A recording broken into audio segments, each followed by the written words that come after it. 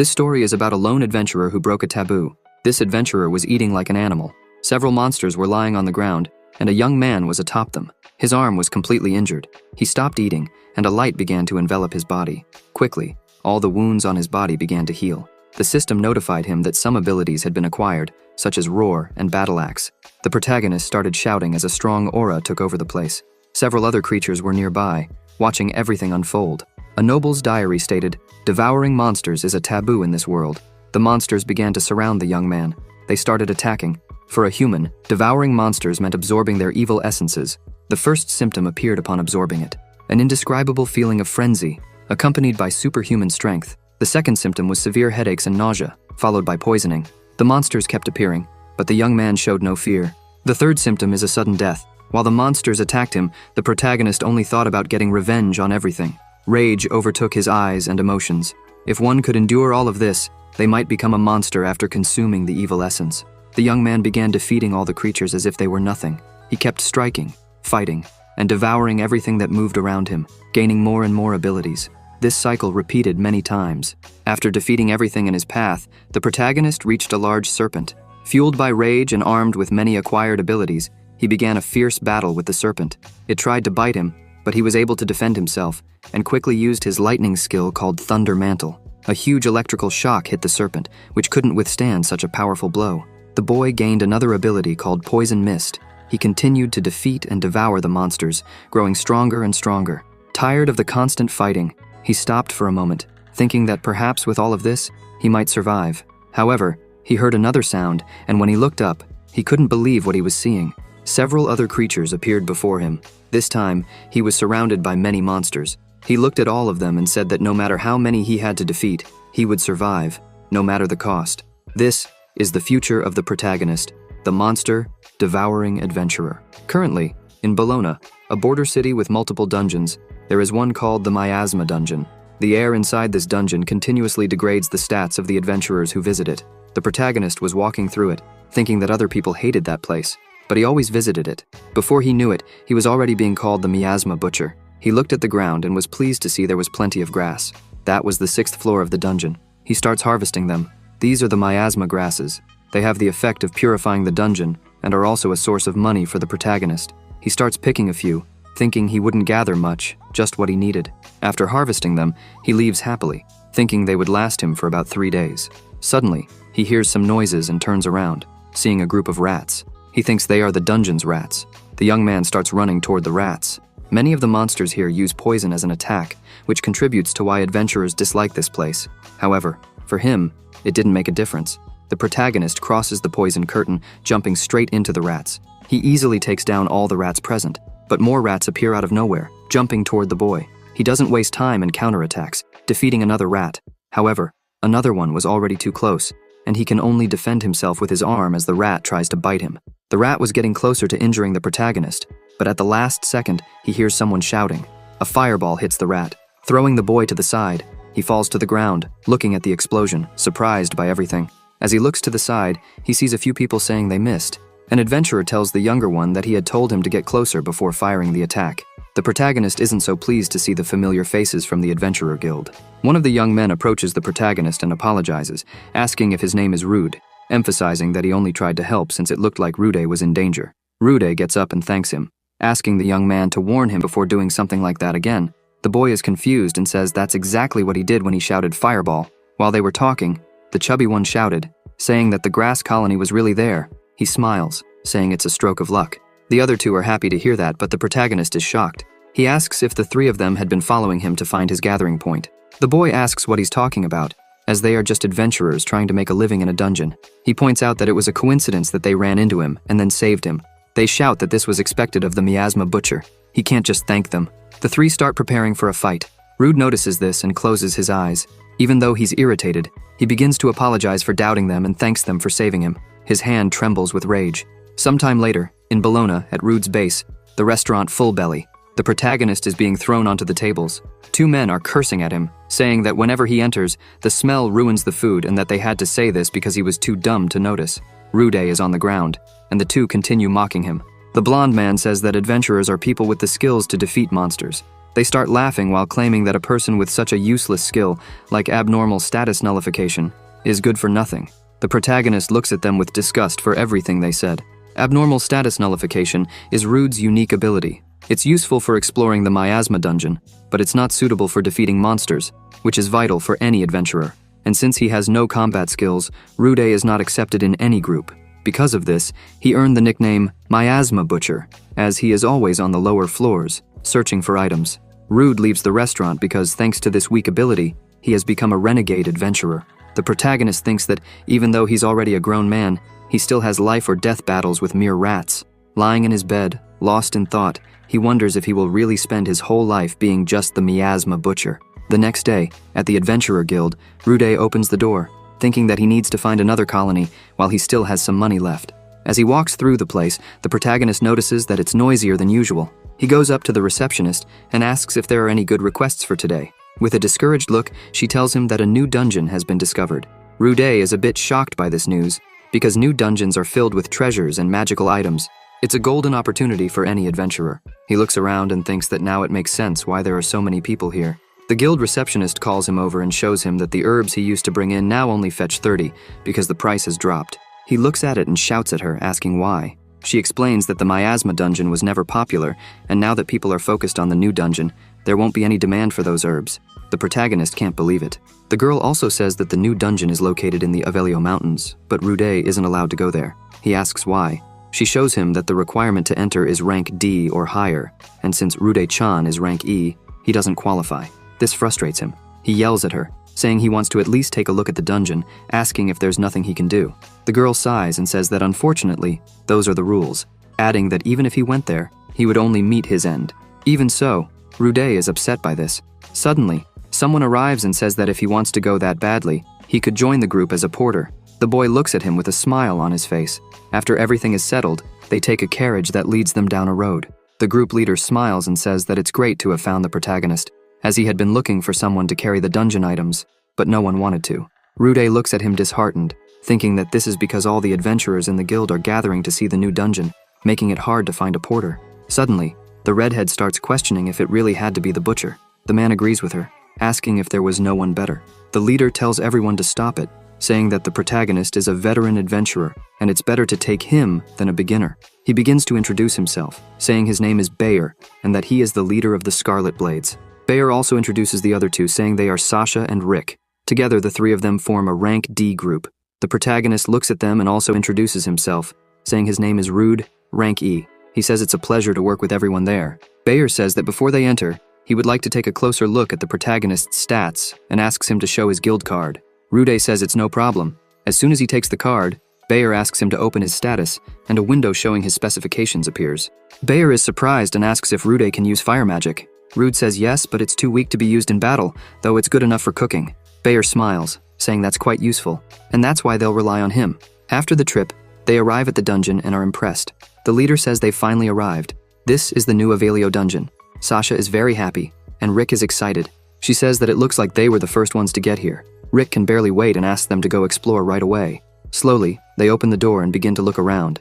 However, as soon as they look, they see several people inside. In front, there were people. To the right, there were people. To the left, there were people. Everywhere they looked, there were more and more people. Sasha shouts that there are adventurers everywhere. Bayer looks at all of this and says that it seems like the first floor has already been explored. Sasha continues, irritated, saying that they didn't get here first after all. Rick says it's easy to fix. They just need to go a bit deeper since there should be fewer people down there. She gets excited, saying he's right. Rude says it's not a good idea, since this is a newly discovered dungeon, and they should first map out the first floor. However, they look at him, and she asks if she heard the porter giving his opinion. Rick says that's why he's still rank E. Bayer tells them both to stop, stressing that the protagonist didn't say that with bad intentions. He says that, even so, he agrees with the others, because if things keep going like this, they won't get good results. They look at the descent, saying they need to move quickly. With that, they start descending and reach the 4th floor. A wolf charges at them, and the protagonist gets scared. However, Rick steps in and defeats the wolf. He turns to the protagonist and tells him to stop being scared of those small fry. Sasha doesn't show mercy and uses her magic to defeat those creatures. Bayer defeats everything that approaches him. Rude watches the three of them, impressed by their strength. He tries to grab his sword but can barely move due to fear. Before he could do anything, all the monsters had already been defeated. The leader puts his sword away and breathes a sigh of relief. Sasha is happy with the rewards, saying that they were right to go deeper, as it's great without the others around. Bayer looks at his ring and says that the monsters here aren't very strong, but they still manage to find some good treasures. Suddenly, Rick shouts at the protagonist, telling him to collect the materials from the monsters he defeated too. Rude says that there's no way he can collect materials from those monsters because they are too damaged, including their magic stones. Rick asks how he knows that if he hasn't looked and tells Rude to stop being a butcher and lazy. The protagonist gets irritated, remembering how Rick had been acting, and even with his hand trembling from anger, he says he'll collect them. Rude goes over to one of the monsters, thinking that it was badly damaged and smelled awful. He wonders if Rick really needed to go this far. The protagonist uses his fire magic and starts thinking if it would be easier if he just burned a little. Rick continues mocking him, saying that Rude started roasting the monster, asking if he was going to eat it. Suddenly, he says they've been exploring for a long time, and he's starving. The monsters actually look pretty good. Sasha tells him to stop because it's disgusting. She points out that it's a taboo for adventurers to eat monsters, as they would absorb their mana, and no one knows what could happen. Rick says it was just a joke, and that he's going to eat a lot with the money they've earned. Suddenly, a pressure, accompanied by a loud noise, fills the area, leaving everyone there frightened. Right in front of the four of them, a huge monster appears. It's a minotaur. Rude gets worried because it's a rank B monster, and it shouldn't be in this layer. They start shouting that they won't be able to defeat it and ask what they should do. Bayer shouts at the protagonist that he's going to use the items and asks for the bag. He grabs the bag and tells Rude to keep an eye on the monster's movements. The protagonist asks if the leader has a plan. Bayer starts laughing and says yes, preparing to attack. He emphasizes that he has a great plan.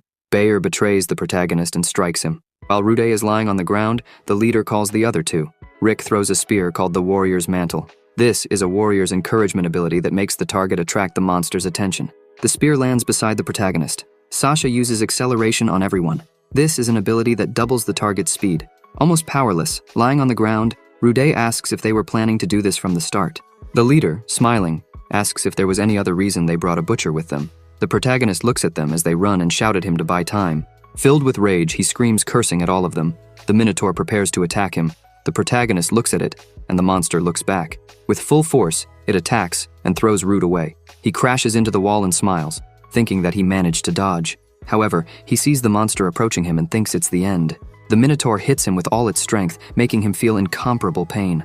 The wall behind him cracks with the force of the blow, and both of them fly through the other side of the wall. The monster also gets worried when it sees that both of them are falling into a giant hole. After the fall, Rude opens his eyes, all battered. Confused, he wonders if he's still alive. He looks to the side and sees that he fell on top of the monster. The protagonist thinks that, even so, he doesn't have much time, because even if no monsters appear, he's too injured to get out of there. Hunger begins to take over his body. He needs to eat something. Still on top of the minotaur, he becomes lost in thought and swallows, saliva filling his mouth. He starts laughing, wondering what he's thinking, as eating monsters could only end badly. Rude closes his eyes, thinking about how terrible his life has been. But then, he begins to see a light and a person speaking to him. The person says that no matter how hard life gets, he should never give up. Without hesitation, he begins to eat the monster, piece by piece. He thinks that if a human without magic eats monster meat rich in magic, the monster's particles will invade his body. Monstrification. The protagonist thinks this is a terrible fate, worse than dying from poisoning. His eyes start to change color, and a dense aura begins to take over his body. But he doesn't stop. He keeps cutting the monster's flesh. His arm is completely destroyed. That's why it's a taboo. To recover from his wounds and quell his hunger, Rude took a risky bet that resulted in an unexpected mutation. In the dungeon's corridors, a noise is heard. The sleeping monsters begin to wake up and see something terrifying moving among them. Something that shouldn't be there. Rude is walking like a ghost. His eyes are glowing, and his rage has overtaken his body. The bats try to attack him, but he uses the roar ability, intimidating the opponents with a loud roar. The bats don't stand a chance. However, more appear. This time, the protagonist uses physical reinforcement, a skill that temporarily enhances the user's physical strength. He starts pulverizing everything that gets close. Driven by rage and hunger, he defeats all the monsters and keeps eating each one. Now, Rude has the echolocation ability. With this, he detects creatures nearby, and it's effective in the dark. Several other monsters of all types start approaching. However, now the protagonist can hear and locate all of them. He's amazed when he realizes they're coming in hordes. This excites Rude, making him eager to see who will eat whom. The protagonist charges at the monsters, defeating everything near him. He grips his axe tightly, thinking that it fits perfectly in his hand, and now he can sense monsters without using magic. Rude continues this relentless battle, and everything he can eat, he devours without hesitation. After the fight, the protagonist is panting and begins to laugh. His clothes and injuries start healing immediately. He thinks that every time he eats a monster, he feels power coursing through his body. Thirsty for more power, he continues his hunt, destroying any monster that crosses his path, all while grinning. After a long time of fighting and walking, he opens the door and begins to leave. Seeing the ray of sunlight, he freezes and drops his axe on the ground, smiling because he's finally made it back. Rude yells, happy that he managed to survive. Meanwhile, at the Adventurers Guild, people are talking anxiously to one another. The Scarlet Blades group is giving their report. An old man says that after hearing their report, he decided to gather all the adventurers who were in the dungeon, except for Rude, who was with the 3 others. This man is the master of the Bologna Guild, and his name is Lankars. Bayer pretends to be sad and says that as soon as they found a minotaur on the 4th floor, Rude was attacked before they could do anything. Sasha also puts on a show and pretends to cry, saying that if they had just seen the monster before, Lankars says he understands the situation. He then declares that, from now on, entry into that dungeon is forbidden. The receptionist girl is saddened, but then she is surprised by what she sees before her eyes. The protagonist opens the door, leaving everyone there shocked. People begin to question what happened. The 3 members of the Scarlet Blades and the Guildmaster are completely stunned. Bayer runs out, shouting for Rude, happy that he's alive. However, he goes up to the protagonist's ear and says that if he opens his mouth, he won't be so lucky to stay alive. The others reach him, asking if he's okay and saying they tried to return to help, but the dungeon was closed. They touch the protagonist, but he remains silent. Bayer yells that it doesn't matter how, only that Rude is fine, and this deserves a celebration, but it can't be here. Bayer tries to push the protagonist, but is surprised when he realizes he can't move. Rude yells that the 3 of them used him as bait. This shocks everyone. Bayer tries to deflect the situation, asking what he's talking about. The Guildmaster asks what the protagonist meant by bait. Rude begins to explain that Bayer stole the supplies and attacked him from behind.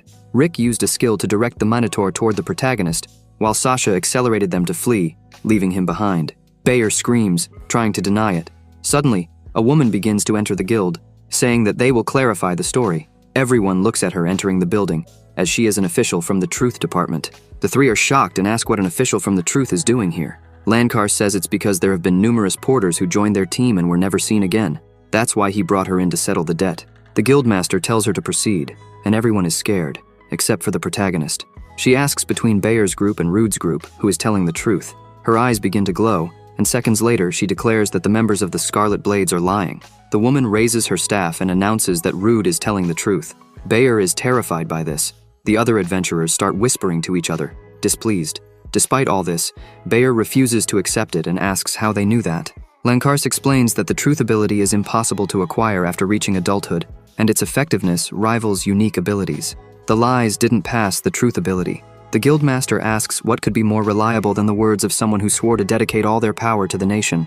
Bayer is left speechless, trembling in fear. Lankars shouts that abandoning comrades is a taboo for adventurers. Moreover, the 3 of them injured their companion and used him as bait to escape.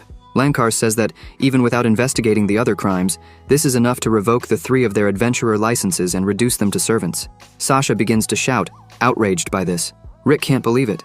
Bayer begins to tremble with anger, never imagining that someone like him would end up as a mere servant. He looks at the young woman beside him, irritated, thinking that if it weren't for them, filled with rage, he attacks the girl. The master and the protagonist see this. The young woman is startled. Without thinking twice, Rude moves quickly and steps in front of the girl, defending her from the attack. The protagonist looks directly at Bayer and tells him never to dare touch a truth official again. Bayer is shocked by the protagonist's strength and speed. Rude lands a blow on him, sending him flying several meters away. Bayer crashes into the wall with such force that it bursts, drawing the attention of everyone passing by. Sasha and Rick are frozen in fear upon seeing this. Rude says that was not cool. Once everything settles down, Lankars takes the protagonist to the guest room and apologizes for the inconvenience, saying that he must be tired. Rude says it's fine and asks what happened to the 3. Lankars explains that the 3 were caught by his team and will now be interrogated. If it's confirmed that they are repeat offenders who used porters as bait, they will lose everything and be reduced to servants. However, Bayer went too far by trying to attack a truth official, and it's likely that he'll never be seen again. The protagonist is shocked by this.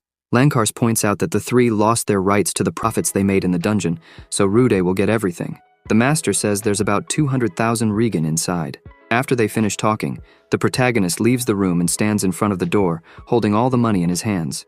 Rude embraces the money, happy, thinking that this will cover some of his expenses. He thinks it would take a long time to gather that much, even if he collected a little every day. Rude never imagined he could make so much money as an adventurer. He begins to walk and notices something strange. The protagonist thinks everyone stopped insulting him because they saw what happened earlier, but that doesn't mean they'll be kind. He keeps walking, thinking that if he keeps evolving this way, people will start to suspect him. So, he decides to try his luck in the miasma once again, like before.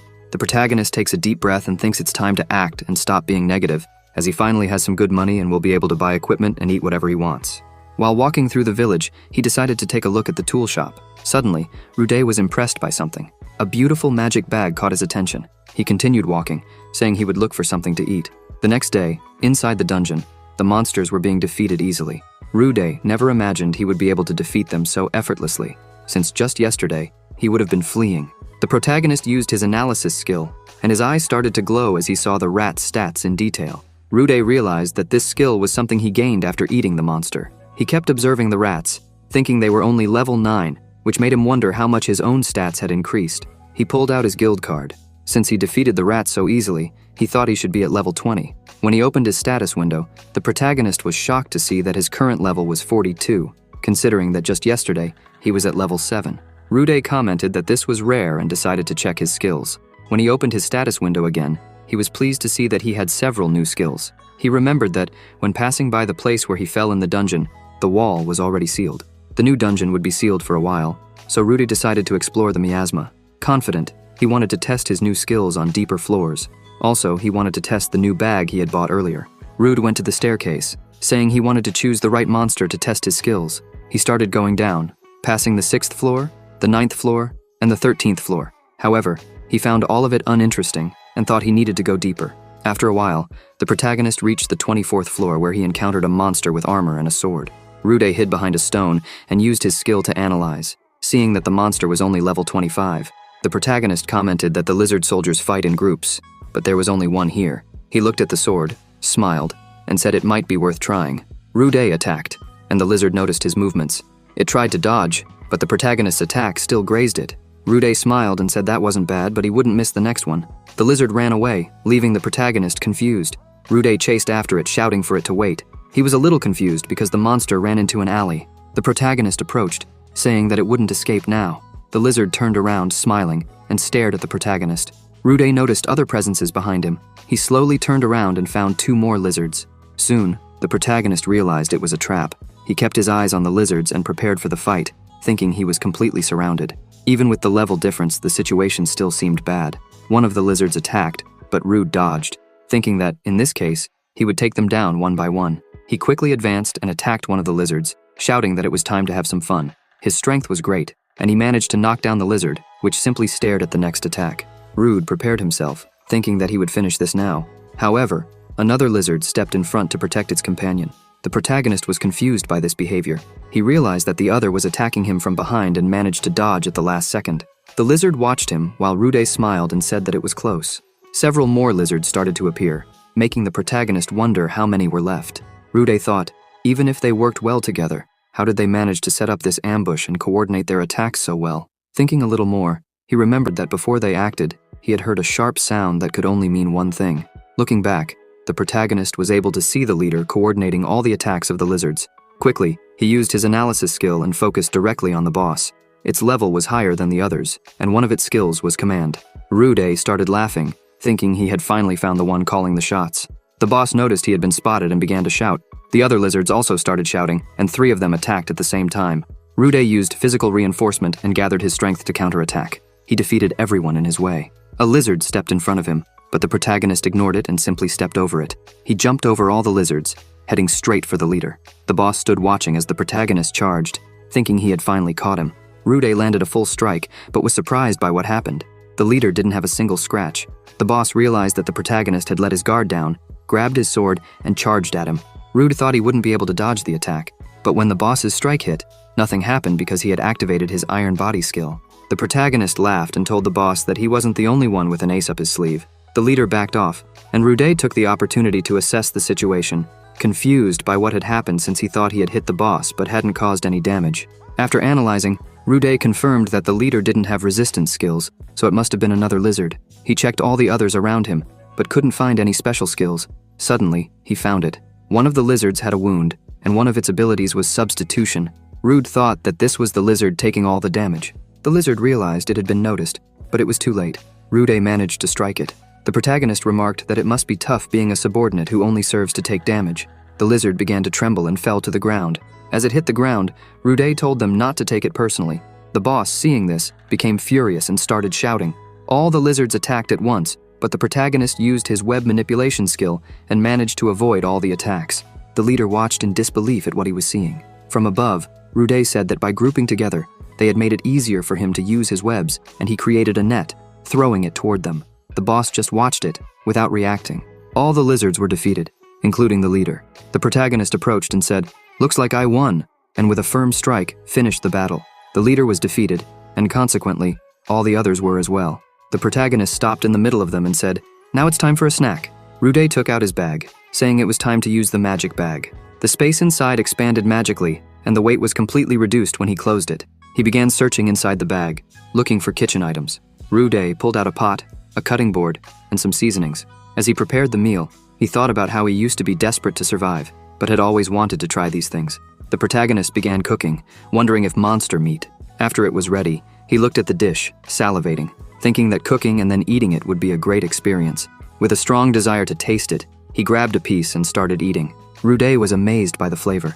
It was delicious. He kept eating, not expecting it to be this good. While eating, the protagonist realized he had gained new skills. He wondered why it tasted so good, and if it was because of the magical particles. The Minotaur's skills, the spider armor, and the evil eye had been very useful. However, there were still other abilities he hadn't tested, like the lightning wolf's skill and the black serpent's poison. Once he finished eating, Rude stood up excited, thinking that on his way back, he'd eat more. He looked to the side and saw the lizard with the substitution ability still there. Sometime later, on the 21st floor, other types of monsters appeared. The protagonist began his attack with the lightning mantle skill, defeating them all at once. The monsters fell to the ground, and he thought that skill was also great. Rude commented that those monsters inflicted abnormal statuses, but they picked the wrong opponent. The protagonist smiled and grabbed his pot, saying that today he would have frog meat with insects. He made charan fried. While eating, he thought that the frog meat was as tender as a mushroom. New skills were acquired. Suddenly, he heard a noise. The protagonist wondered what it was, as it sounded like a knock and human voices. He was glad to know that there were adventurers who had made it this far. Rude begins to gather his things and thanks the monsters for the meal he had. He runs off, thinking that it's hard to see other groups in combat, but maybe he could gather some information. His sword was dirty, and a girl was injured on the ground, lying before several men. She was in pain from her wounds. One of the men says the attack hurt because he hadn't expected the young woman to have so much magic left. The leader approaches and says that the trouble she caused will be worth it. He reaches up and removes his hood, revealing that she's an elf. The girl, frightened, can't say a word. The men start laughing, wondering how much she's worth. Suddenly, Rude appears, saying he had hoped to find some friendly adventurers. The leader and the others look back, surprised. The protagonist walks toward them, saying he doesn't know what's going on, but he can't just stand by while a lady is being attacked. The leader asks who he is. Rude smiles and says he's just an adventurer, thinking he's rank E. The elf screams for him to leave, warning that those men are adventurer hunters. Rude thinks he's heard of them before. He knows they're all high level, and uses his eye to analyze them. However, he can only see their levels, as their stats are hidden. This is the case for everyone. Rude is surprised, wondering if they have some kind of cloaking ability or magical item. The leader orders the others to capture Rude, and the drunk man charges at him. Rude is impressed by the man's speed but still manages to defend himself. The man says he wasn't bad. Rude smiles and replies that, actually, it's the drunk who's weak. This enrages the man, and he shouts that he's not weak. The others watch the fight between the two. When the blonde lowers his guard, Rude uses his poison skill, hitting the drunk's face. The man screams in pain. The others look at Zarius, who's collapsed on the ground, and ask if Rude spat poison at him. The group looks at Rude, thinking he's a monster. Rude reflects that this is a careless way of fighting, and that it's not how an adventurer should act, but it's the only way he knows how to fight. The leader watches the scene, wondering if that's really a poison skill. They can't underestimate him. He orders the other two to advance together. The two attack first, and Rude manages to dodge the first strike, thinking that if he pauses for even a second, it would be the end. The man with long hair attacks next, but Rude dodges again. Suddenly, he notices a foot coming toward him. The leader is in front, ready to strike. With no time to dodge, he activates his iron body skill. The captain lands a kick, sending Rude crashing into a green slime. The captain thinks that Rude must be incredibly resilient. Rude begins to get up, and the blonde man says he'll put an end to this. The protagonist stands up and starts running toward the slime puddle, but the man shouts at him to stop running. Rude begins to enter the slime, and the leader tells him to stop, explaining that it's a poisonous swamp, and if he goes deeper, he won't make it out alive. Rude continues advancing, while the leader says that he won't be able to resist and will soon turn back. The protagonist looks at them and wonders how long they'll stay there because, it seems, he'll have to fight seriously. He says that he's lucky to have fallen into the swamp because, in addition to the miasma, the swamp vapor will degrade the stats of the three. They start feeling the effect, and the long-haired man asks how long Rude plans to stay in the swamp. The masked man replies that 10 minutes have passed and that he's not doing well. Rude thinks it's time to act. He wanted to weaken them more, but if he waited any longer, it would only cause more suffering to the injured elf. Rude approaches and says that the effects of the poison and miasma can be harsh. The two ask if he's giving up, since he's caused so much trouble. Rude replies that, unfortunately, he's immune to abnormal statuses, so he doesn't know what they're feeling. The captain gets angry, realizing he's been deceived. Filled with rage, he shouts for his men to grab the protagonist immediately. The masked man looks at Rude and charges without hesitation, but the protagonist easily blocks the attack. The man starts to grow weaker. Rude says that the poison drains stamina and the miasma lowers stats. Suddenly, Rude notices the other man attacking from the side. He activates his iron body skill, and the attack causes no damage at all. The long-haired man is confused by this. Taking advantage of the fact that both are close to him, Rude uses his lightning mantle skill. A powerful electric shock hits both of them at once. Both the masked man and the long-haired one are injured, but they don't give up and shout curses at Rude. But Rude activates his air slash skill, and several wind blades strike the bandits.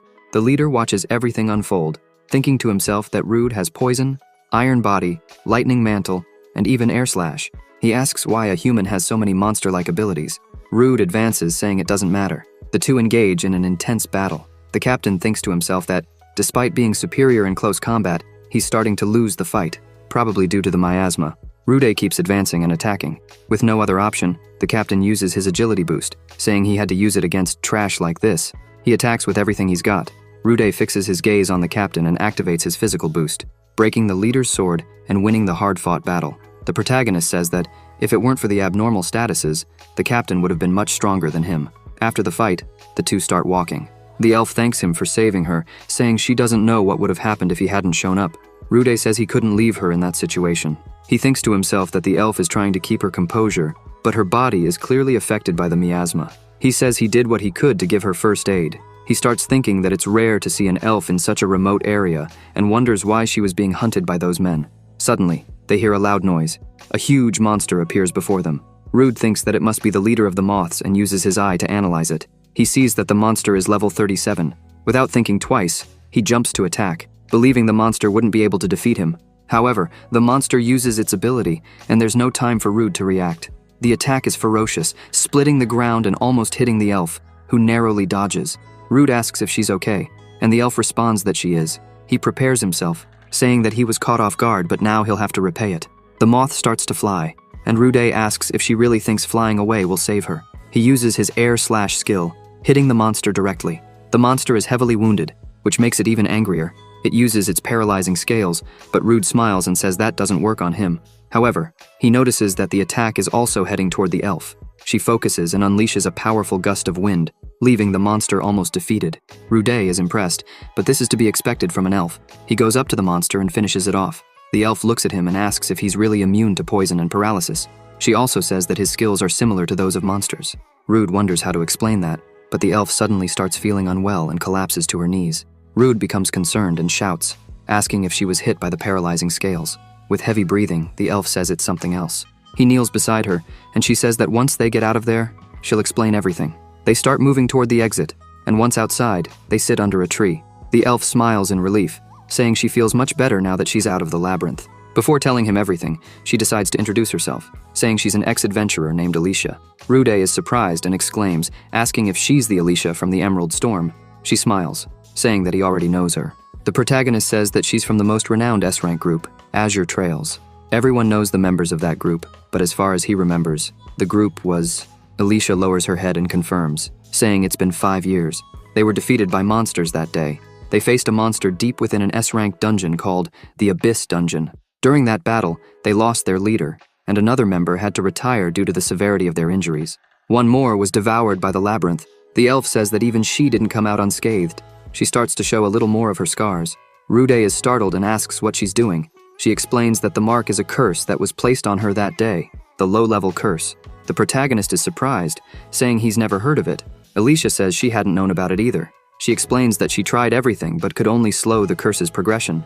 Those hunters found out about the curse and tried to exploit it for profit.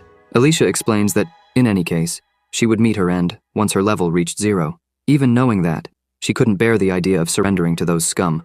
Rude listens carefully and suddenly notices something. He says that maybe he can help her with that. Rude thinks about his substitution skill, which allows him to swap places with someone and take all the damage and negative effects. He says he wants to try something. The protagonist asks if she would accept the skill he's about to activate, which confuses the elf. However, she eventually agrees. The two stand up, and he touches her shoulder, activating his substitution skill. Suddenly, the curse mark begins to pass through Rude's arm, leaving Alicia stunned. She wonders if the curse is really going to him. Alicia realizes that it is, and screams for him to stop, saying that if he keeps going, he'll be affected by the curse. With a smile on his face, Rude says it's fine, and asks her to trust him. A dense aura forms behind the protagonist, taking the shape of a monster. Alicia watches in fear. The curse is entering his body. As soon as Rude absorbs all of the curse, his unique skill activates, nullification of abnormal statuses. A bright light fills the area, and the curse begins to be completely destroyed. Rude looks at his hand, thinking that it seems to have worked. The elf, still confused, asks what that was, but the protagonist simply tells her to check her guild card. When she looks at it, her status is normal. The curse has truly been destroyed. She can't believe the curse has been broken. Rude says that his unique ability is the nullification of abnormal statuses. He thought that by taking the curse upon himself, he could destroy it. Alicia asks if he's an idiot, as he shouldn't be taking such risks for a complete stranger. With tears in her eyes, she smiles in relief and thanks him for saving her life. Rude looks at her and tries to comfort her, saying that he'll always help those in need. Later that day, she was drinking glass after glass, completely happy. Alicia says that the protagonist really knows how to pick a place, as the food is cheap and the beer is delicious. He thinks it's even better that they kicked him out. Rude asks if she'll be okay drinking so much. Alicia yells, asking for another drink. The protagonist reminds her that just a few hours ago, she was severely injured. She smiles, saying that she's ready for more and that today is great. Alicia cheers with him, asking why she wouldn't drink. The protagonist asks what her plans are now. She says that she'd like to get to know him a little better, leaving him surprised. Alicia stares at him and asks why he decided to become an adventurer. He tells her that, some time ago, the village he lived in was attacked by monsters. Those monsters destroyed everyone he loved, friends, family. They took everything from him. While Rude was crying over his mother's body, someone arrived, thanks to an S-rank adventurer who stepped in to protect him from the monsters. Everything changed. The protagonist stared at that person, who smiled back, showing a confidence he had never seen before. The adventurer began fighting the monsters, and thanks to that, Rude survived. Those memories would never be forgotten. Since then, Rude had wished to become an S-rank adventurer, to save others. That was the reason he chose this path. The elf is happy, saying it's a good goal. He asks if she's going to laugh now. Alicia smiles and says that she also dreamed of reaching S-rank. Besides that, she had always been fighting to become stronger, before she was cursed. Alicia says she's sure that she still has companions trapped in the abyss, and for that reason, no matter what happens, she'll challenge that monster again. The protagonist is impressed.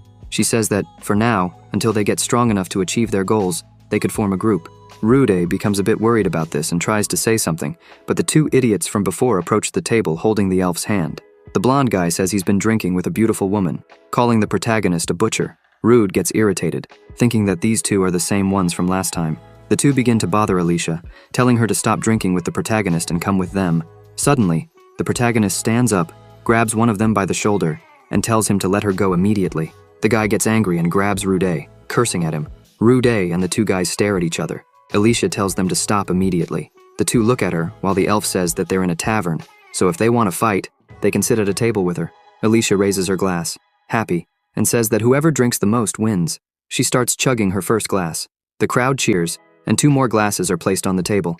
The 2 guys are already somewhat drunk, but the bald guy is drinking 2 glasses at once. Time passes, and the table starts filling up with empty glasses. Rude smiles, watching as the people continue celebrating loudly. The shouts can be heard from across the street. The bald guy is completely defeated. The idiot blonde is also no longer able to handle it, and the elf is still going strong, emerging victorious. Everyone cheers, declaring Alicia as the winner. She turns to the protagonist and shows that she's fine. He smiles and agrees with her. They move to a corner of the bar. Rude tells her that she did really well, considering she had already been drinking before the competition. Alicia simply smiles. She points at him, saying that Rude is her savior, and adds that she didn't sink so low as to just watch while her savior was being ridiculed. Alicia suddenly stops talking and falls into the protagonist's chest. He looks at her and says that he has no choice, activating his substitution skill once again. She sobers up, and he explains that he transferred all her drunkenness to himself, since it doesn't affect him. Alicia is enchanted, saying that first it was the curse, now the drunkenness, and that only makes her want to form a group with him even more. She goes back to the bar, saying she'll drink even more. The elf looks at the dish of the day and says it's a shame she can't try it. The bartender says that apparently, monsters have taken over the Berman fishing fields. He's already sent a request to the guild, but all the high-level adventurers are out.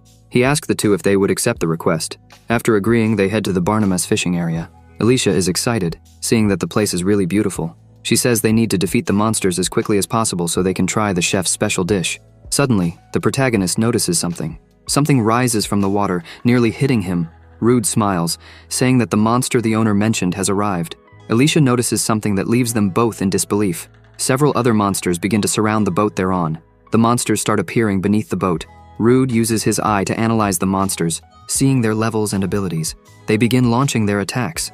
The protagonist manages to defend himself using his sword. However, the monsters don't stop attacking, and more keep arriving.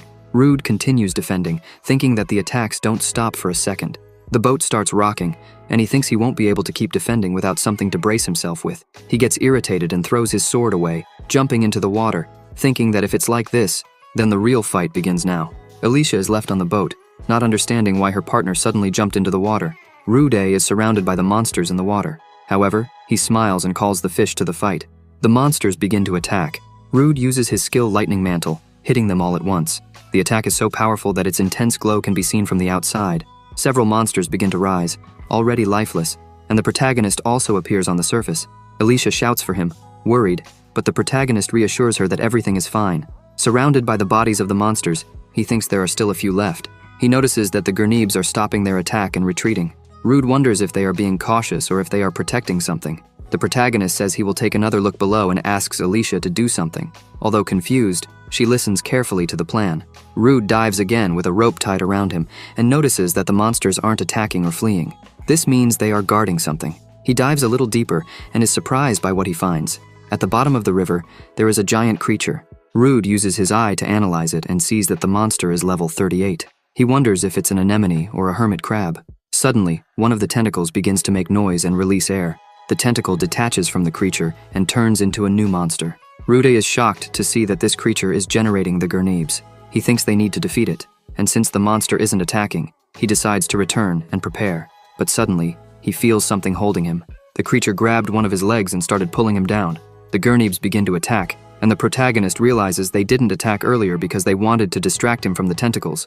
Rude grabs one of the tentacles and uses Lightning Mantle. He asks the monster what it thinks, emphasizing that no matter the size of the body, if it's in contact with him, it will take damage. Upon a closer look, the protagonist sees that the tentacles are severed. Rude remembers that it's the autotomy ability. The monster detached its tentacles to avoid fatal damage. Suddenly, the monster starts attacking the protagonist with everything it has. Rude becomes desperate as he's running out of air. He begins pulling the rope, signaling. Outside, Alicia is alert, and as soon as she sees the signal, she knows it's the right time. She begins using her wind magic to push the boat. The rope starts to pull, and in the last second, the protagonist is dragged by the boat. The creature watches him as Rude is pulled away. Once they reach the riverbank, Alicia asks if he's okay. Rude gets up, thanking her for saving him. He explains that there's a boss underwater, continuously producing Gurneebs. Additionally, it has rapid healing, so they need to return quickly. Alicia explains that the monsters have a big advantage underwater, and her magic won't affect them. She asks if he has any plan.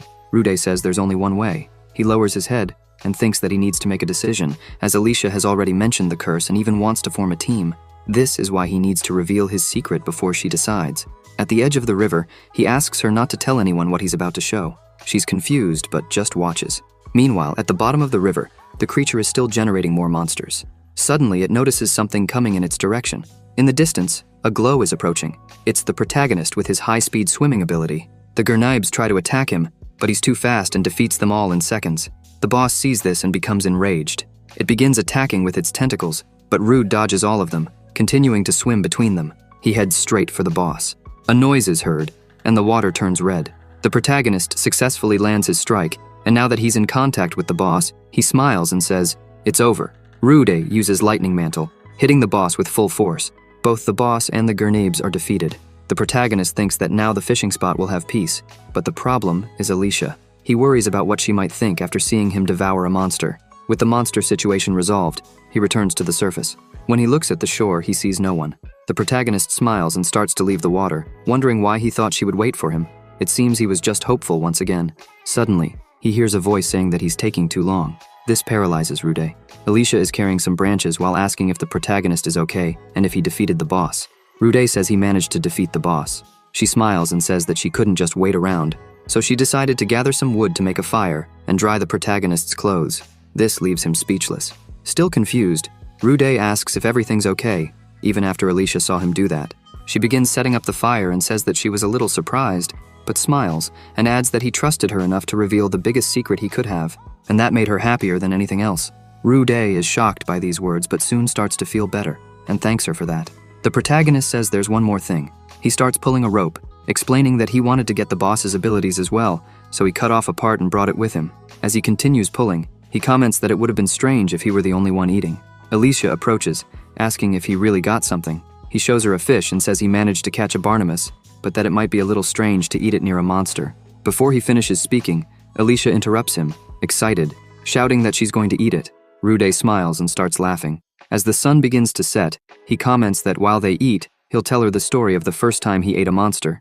They place the food and clothes near the fire. Alicia tries the fish and is happy, saying it tastes delicious, but still a little surprised that the protagonist eats monsters. Rude explains that this was how a weak rank E managed to get closer to his dream. Alicia comments that he used this power to save her from the adventurer hunters and the curse. Watching him eat, she says that when monsters are cooked this way, they really seem tasty. The protagonist had made Gurnabe's fillet and sautéed tentacles with miso. He's pleased with the comment and says that monsters are surprisingly tasty. Rude admits that he doesn't need to eat Gurnabes anymore, but emphasizes that they need to be cooked the right way. He asks if Alicia wants to try some, but she replies that she doesn't know if she'd survive the side effects. However, once she finishes eating, she declares she'll have more. With a smile, Alicia asks if the protagonist wants to join her group. He falls silent for a moment, then asks if she doesn't know any stronger people for that. Alicia lowers her gaze and explains that it's been 5 years since she was marked, and that, considering human life expectancy, those who are still alive have probably retired. She points out that most frontline adventurers are crazy, and she can't trust them.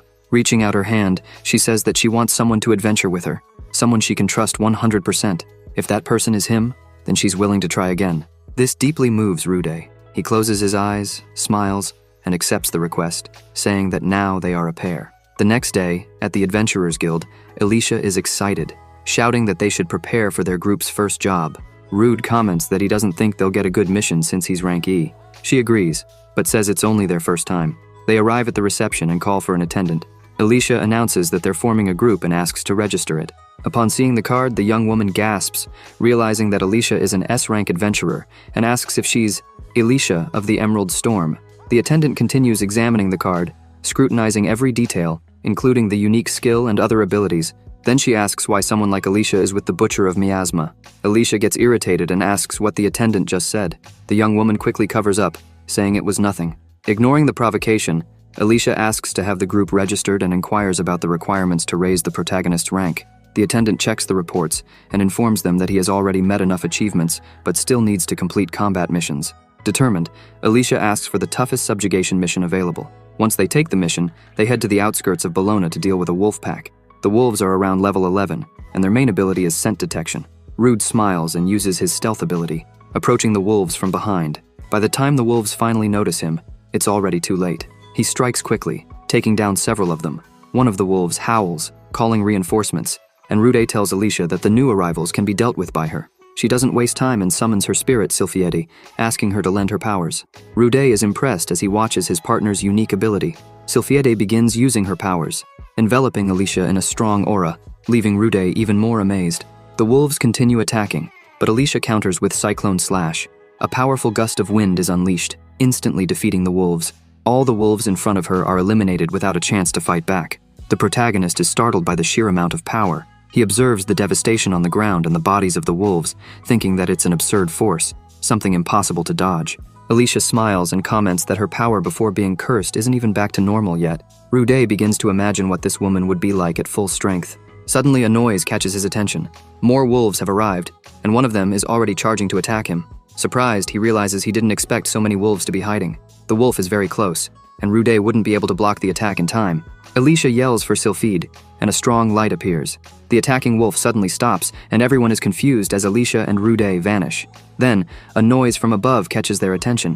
When they look up, they see both of them flying. Surprised, Rude comments that this is amazing, and that he didn't expect Alicia to be able to do something like this. He thanks her for saving his life, but she says that if he wants to thank anyone, he should thank the little Sylphide. Looking down, Alicia warns that it's not time to let their guard down yet, mentioning that she saw 5 more wolves in the bushes, and that there are probably many more hiding. Rude says it's his turn to act, leaving Alicia confused. He activates his echolocation ability and identifies all the hidden wolves, warning her that there are about 30. He starts laughing, thinking that with those added to the ones they've already faced, they can complete the mission in one go. He asks Alicia to attack the spots he points out. The hidden wolves begin to notice a strong light and become terrified. A powerful attack hits the hideout of some of the wolves, while others try to escape. Alicia continues bombarding from above, knocking down several of them. Rude realizes that his echolocation loses accuracy in open areas and that Alicia can't aim at multiple targets at the same time. However, he concludes that if they attack in a circle, they can concentrate the wolves in one spot. Alicia takes a deep breath, saying that her part is done and the rest is up to him. The wolves, now gathered and scared, become easy prey. Rude calmly approaches and activates paralyzing breath, covering the area with a thick mist. One by one, the wolves fall, immobilized. Observing the scene, Rude thinks it's time to finish the mission. By the end of the afternoon, they tally 52 wolves defeated. Surprised, Alicia says she can't believe they found that many. Rude reflects that maybe the wolf population has grown significantly recently. Curious, he asks about the spirit magic Alicia used earlier. She points to Sylphide and explains that she can use magic from the spirits present in nature. She says that spirits are everywhere, even if they're not visible. But in order to use their powers, she must offer her own magic as compensation. This way, she can cast powerful spells while consuming little MP. Additionally, Sylphide has the ability to levitate people. Sylphide flies up to Rude's head and starts pulling his hair, while he complains that he's never heard of such a strong wind magic. The little spirit continues tugging harder, ignoring his complaints as Alicia laughs, saying that Sylphide loves to cause trouble and that the more he complains, the more she'll enjoy it. Alicia warns that nightfall is approaching and they need to head back. Sylphide starts levitating the protagonist again, and Alicia comments that they will fly part of the way back. With the sun setting on the horizon, Rude flies alongside Alicia, marveling at the experience. He takes the opportunity to ask about the other magics she masters. Alicia explains that she specializes in water, ice, light, and earth magic, but she doesn't have good compatibility with spirits of darkness and fire. She explains that when a spirit has poor compatibility with the user, the magic consumes a lot of energy, or the spirit may refuse to assist. Sylphide stares at Rude, and Alicia comments that this means she likes him. However, the little spirit starts pulling on the protagonist's ear, causing him to complain and ask if that's how she shows affection. Laughing, Alicia confirms that it is. Suddenly, Rude notices something strange. Up ahead, a column of smoke rises into the sky. He yells to warn Alicia, and comments that there must be a village in that direction. As they approach, they see a monster wandering through the village, destroying everything in its path. People are running in panic while flames spread, and the monster continues its relentless march. Suddenly, the monster stops when it encounters 2 people. One of them, kneeling, mutters that the wolves weren't the only monsters in the region, asking why a Baphomet would be there. The monster then creates a magical circle, leaving the warrior terrified. Something begins to emerge from within the magical circle, taking the form of a spear. The Baphomet shoots it at high speed toward the 2 men, but suddenly, a water shot hits the spear, saving them. One of the men is confused by what's happening as, amidst the fire, a man appears. It's Rude, who had used his water bullet ability. Beside him is a small water spirit. The monster stares at him intently, but Alicia takes advantage of the distraction and appears behind the men, asking if they're okay. She explains that she and the protagonist will take care of the monster, and asks them to summarize what happened. While Alicia talks to the 2 men, the protagonist advances and uses his eye to analyze the enemy. The system reveals that the Baphomet is level 27. Rude reflects that, although the monster's level is lower than the general lizard he faced earlier, its stats are on another level, indicating that it's not an ordinary monster. More magical circles begin to form around the Baphomet. The protagonist watches carefully, recognizing it as an advanced ability related to magic principles. The monster begins its attack, forcing Rude to dodge. He thinks that his magic is too weak to be used in battle, but he continues to press forward. The monster, surprised by his audacity, watches as the protagonist approaches. Rude jumps to attack, thinking that if he could devour this monster, it would be perfect, as he could use its magic in battle too. He tries to strike, but the monster blocks the blow with its hand. Surprised, Rude observes the resistance and wonders if that ability is Iron Claw. If it is, he'll have to rely on brute force to overcome it. Taking advantage of the proximity, the Baphomet launches 4 more attacks. An explosion occurs in the area, and the elf is startled by the impact. However, the protagonist appears unharmed, and Alicia runs to him, asking if he's okay. He confirms that he is, while analyzing the monster. Rude realizes that the Baphomet used 2 attacks for offense and kept 2 for defense, which makes it a strategically difficult opponent. Alicia informs him that the monster has raised its guard, and they need to exchange information while they can, emphasizing that the villagers haven't fully evacuated yet. She had already requested help for the evacuation, and stresses that minimizing collateral damage is the priority, limiting her most powerful magic. As they face the Baphomet, Rude deduces that Alicia must be low on mana due to the previous battle. He decides that it's his responsibility to handle the situation. Suddenly, Alicia asks to be allowed to use her magic, surprising Rude. However, she shows confidence and asks him to trust her. Determined, Rude charges forward, ignoring the monster's attacks and focusing on his own strike. Meanwhile, Alicia begins to cast water magic. Her shots collide with the monster's attacks, protecting the protagonist. Rude is impressed by Alicia's ability to cancel out the Baphomet's magic with an opposing spell of equal power. Realizing the threat, the monster starts using another spell, making several rocks levitate and hurling them toward the two. Alicia, however, maintains her composure and uses her magic to collide the rocks with each other. Rude notices that she is conserving mana, preventing collateral damage with incredible magical control. He smiles, recognizing that this is expected of an S rank. With Alicia's protection, Rude finally reaches the monster and leaps to attack, now using physical reinforcement. This time, he easily breaks through the Baphomet's defense, landing a devastating blow. The monster, filled with rage, tries to attack Rude with its other hand, but the protagonist remains still, fully trusting in his partner. Seconds later, a fire attack hits the Baphomet directly. The monster screams in pain while Alicia, from a distance, controls the flames consuming it. She smiles and taunts the Baphomet, asking how it feels to taste its own power. The monster burns until it finally stops moving. With the danger averted, the villagers watch the scene, terrified by the monster's scream. A young man, still confused, wonders if the explosion and the scream mean that the 2 adventurers have won. A wounded man laments not being able to help in the battle. Suddenly, Alicia appears, thanking the young man for helping with the evacuation. He asks if she's okay, to which the elf smiles and says yes, confirming that the Baphomet has been defeated. However, she warns that, although she dealt a fatal blow, if the monster survives in any way, it may return to attack. They need to track down the Baphomet to finish the battle, and that's why she wants to ask the villagers for help. The young man shouts that if the monster is within their reach, they will do everything they can to help. She starts laughing, and the young man looks a bit confused. Alicia says that if they have any food to share, she'd be grateful because she's starving.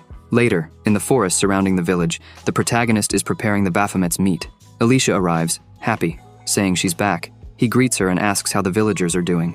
She says that everyone was able to escape safely, thanks to the 2 adventurers who helped with the evacuation. Alicia sits next to the protagonist and says that she explained to everyone that they were going after the Baphomet, so no one would suspect the body had disappeared. Rude apologizes for making her lie and thanks her for her help. He starts salivating, saying it looks delicious. The Baphomet soup is ready. Rude finishes it off with a bit of mugwort and ginger while Alicia watches. He tastes it and smiles, saying it's delicious, even though it has a strong goat-like flavor. The little elf's mouth waters as she watches him eat. As he eats, new abilities are acquired. Alicia watches the protagonist eating and comments that it looks delicious. However, seeing someone eat a humanoid monster is a bit strange. The protagonist stops eating and thinks she's right. What's even stranger is that he's already gotten used to eating it. While they sit by the fire, another monster appears near them. 3 level 22 stamping monsters stare at them. The elf yells that the monsters are here, and the protagonist says there are many monsters in this area.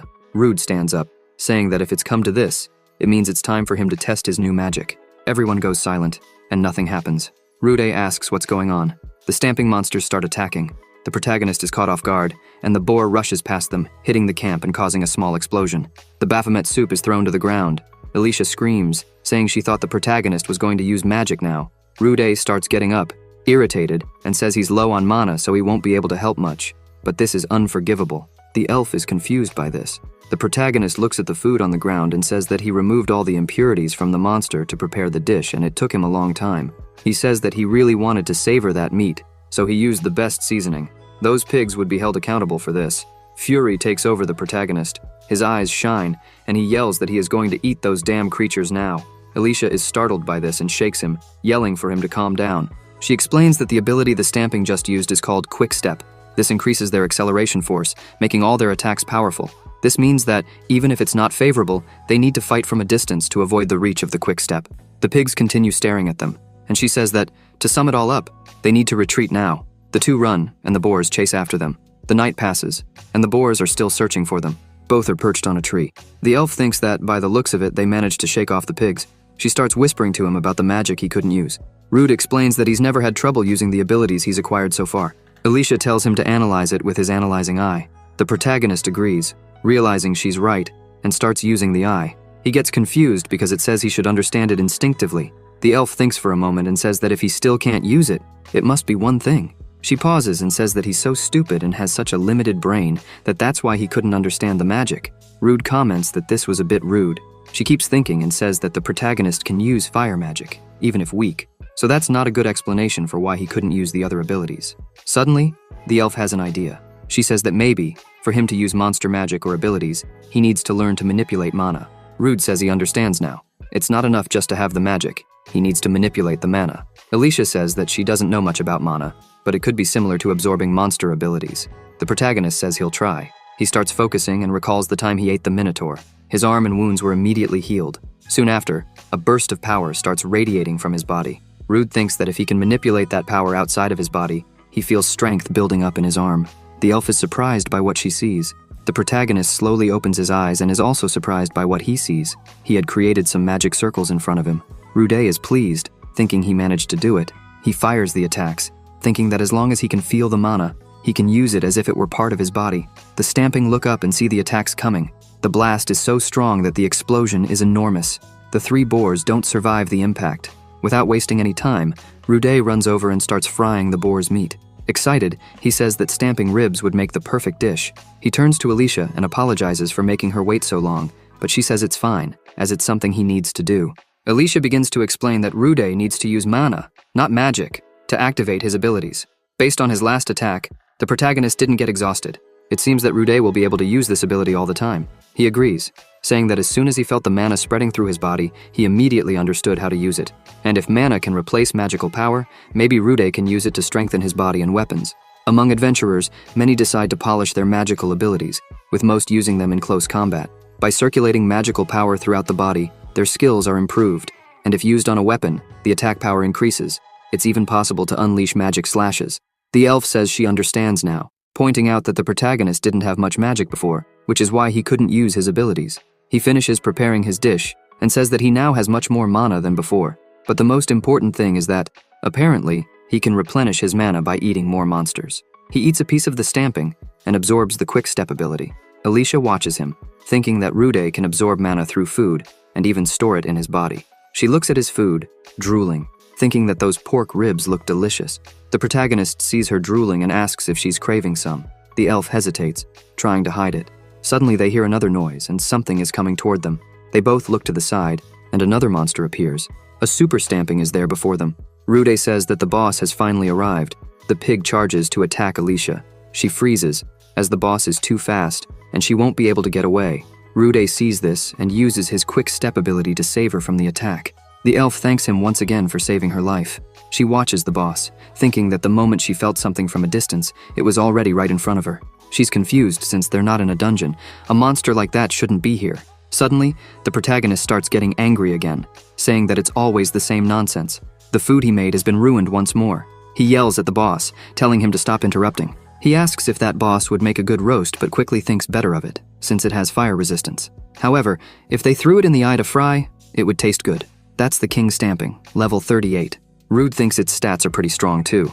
He crouches and starts using earth magic. The boss only has quick step and fire resistance. A hand begins to rise from the ground, and the protagonist tells the boss to prepare to feel the wrath of a glutton. However, the king easily breaks the attack, leaving Rude stunned, thinking it was iron. The monster lands a blow directly on the protagonist, sending him flying. Rude crashes into a tree and falls unconscious. Alicia is worried about him, but there's no time, as the boss is coming toward her. She summons Sylphide and uses her wind attacks to hurt the boss. The elf begins to breathe thoughtfully. She thinks she hit the boss, but the boss isn't using magic, as its muscles and fur are as thick as armor. She can't win against that. The king stands face to face with her. Alicia is worried, thinking he's coming. The boss begins charging to attack again.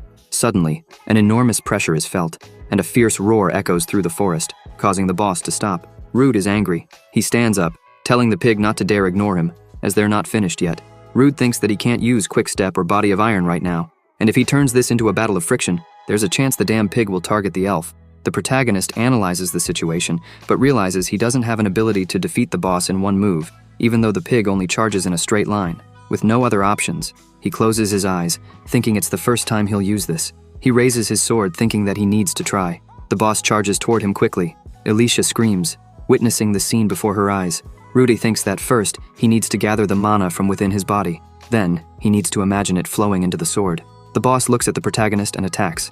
At the last second, Rude opens his eyes, and with one strike, ends the battle. Alicia is stunned. The boss has been defeated. However, even the protagonist is confused by his own power. He looks around and says that he managed to do it. The elf is in shock, saying that the protagonist used mana to strengthen his sword, even without any practice. Rude smiles, saying he tried doing it because he felt it was possible, since his mana was overflowing. Suddenly, his sword cracks and breaks in front of them. Alicia looks at the sword, not expecting that. On the other hand, the protagonist becomes desperate and starts shouting for his sword. Disheartened, Rude says that he used it a lot, so there's nothing to be done. The elf says that the sword couldn't handle the mana. Moreover, she understands how he feels, as the weapon is an extension of the body. The protagonist says they should call it a day, noting that he'll get some meat from the boss. Meanwhile, in the miasma dungeon on the 7th floor, the boy from earlier is in battle. He uses his firepower to attack a large level 17 rat. His companions were also helping him fight the rats. The one in the black cloak strikes a rat, easily finishing it off. After a long battle, they finish clearing the area. The young man says that these are a superior species of miasma rats. The big rat is a tough opponent. His colleagues smile and say that, even so, they were no match for their great teamwork. They begin to laugh. However, the one in the black cloak looks back, and the leader asks what happened. The young man begins to walk, saying it's nothing serious, just that he thought he heard voices. Suddenly, they find a staircase, and thinking it's a secret passage, they decide to take a look. As they descend the stairs, the three are impressed, as there, before them, is a glowing chest. The young man takes a good look and says it doesn't seem to be a trap, while his companion suggests it might be treasure. They find a sword in the chest. The boy says he can feel magic emanating from it. The three are happy, thinking it's strong, so they'll be able to sell it for a good price. Rigurd asks if they're sure it's not cursed. However, the leader tells him not to be so pessimistic. He explains that since they didn't find the protagonist there, they're struggling to make easy money. This means that this is a blessing sent to them. Rigurd agrees with that. The boy in the black cloak smiles, saying they're staying out pretty late. It's good that the sword is a blessing. Rigurd says he heard that Rude has been hanging out with a beautiful elf lately. The two start laughing, saying he's full of himself, and that they'll give him a good lesson so he learns his place. They start to leave the room, but Rigurd stays behind, staring at the chest. He starts staring intently at the open chest. While Rigurd was looking at the chest, the sword tried to influence its bearer to finish off everyone. The next day, in the border town of Bologna, the protagonist and the elf were walking through the streets, and he says he was thinking about asking for advice from a weapon vendor he knows. They head to a place called Miner's Hammer Weapon Shop. The shop owner, named Doam, starts inspecting the protagonist's sword. He says that for a sword he personally forged to be broken like that, only brute force could have caused that kind of damage. Doam asks the protagonist what he imbued into the sword. Alicia whispers, asking if he's going to tell. Rude says yes, and explains that he'll tell him everything, as he's known old Doam for a long time and trusts him completely. After hearing the story, Doam is intrigued to learn that if the protagonist eats monsters, he gains their abilities. He points out that this is why Rude's power has skyrocketed. The elfin girl remarks that Doam doesn't seem that surprised. The old man says that as long as it tastes good, it doesn't matter what is eaten. Doam then adds that the most important thing is that the protagonist wants a sword that can withstand a good amount of mana. He emphasizes that, considering the research time, it will take a while to forge one. Rude asks if there's anything he can do to help. The old man responds that it would be good to have some high-quality magical stones. The protagonist says he has some materials with him. As soon as he throws the stones on the table, Doam is impressed, thinking that among them are the stone of the general lizard, Baphomet, and even that of a minotaur. He comments that it seems Rude's abilities have improved quite a lot. The protagonist, embarrassed, says that being praised by the old man feels good. Doam says that if anything else is needed, he will let them know. While he's preparing a new sword, the old man gives one to the protagonist to use. Doam warns him that under no circumstances should he imbue that sword with mana, because if he breaks it, the old man will demand an absurd compensation. The protagonist and Alicia are scared, but they agree. Once they leave the shop, they head straight to the tavern. The elfin girl suggests that they avoid magical attacks for a while. Rude comments that the old man becomes terrifying when it comes to his weapons. Alicia smiles, saying that although Doam is intense, she's happy to have met one of his friends. The protagonist feels embarrassed, and apologizes for being a loner. She starts laughing, and then the boy from earlier enters, saying that it looks like they're having fun. He asks if he and his friends can join them, calling the protagonist the Butcher of Miasma. Rude gets upset, saying it's happening again. The elfin girl looks at them and asks if they have a problem with them, because if so, they could settle it by drinking like good adventurers. Rondo starts shaking with anger, and suddenly loses his balance, falling under the nearby table. The leader looks worried, asking if he had been drinking alone or something. However, he sees that Rondo hasn't sold the sword he found in the dungeon. The sword starts releasing a solemn aura, urging Rondo to attack everyone there. He tries to resist, but the influence of the sword is driving him mad. Rondo tries to stop it, but he's overcome by the sword's rage and screams at his leader to shut up. He charges forward, shouting, and attacks his companion. Rigurd is confused as he sees Magnus get hit by the attack. Still filled with anger, Rondo turns and aims his attack at the elfin girl. However, Rude steps in front and defends the blow, saying that this won't be solved with just a drink. Magnus begins to fall after being injured. Rigurd continues to be worried, not knowing what to do. The protagonist keeps staring at Rondo. Rude keeps looking at him, wondering what is wrong with that guy. Other adventurers get angry, asking what Rondo is doing in the middle of their celebration. One of the men tries to hold him back, but the sword continues to release more power. With a single strike, Rondo manages to defeat the adventurers.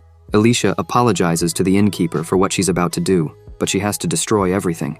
She casts her magic and shoots at Rondo, hitting him and throwing him away, destroying the entire place. They move toward the hole in the wall and wonder what the hell is going on with that guy. Alicia is shocked to see Rondo getting up and saying he will defeat everyone there. Rude asks if she held back her attack power.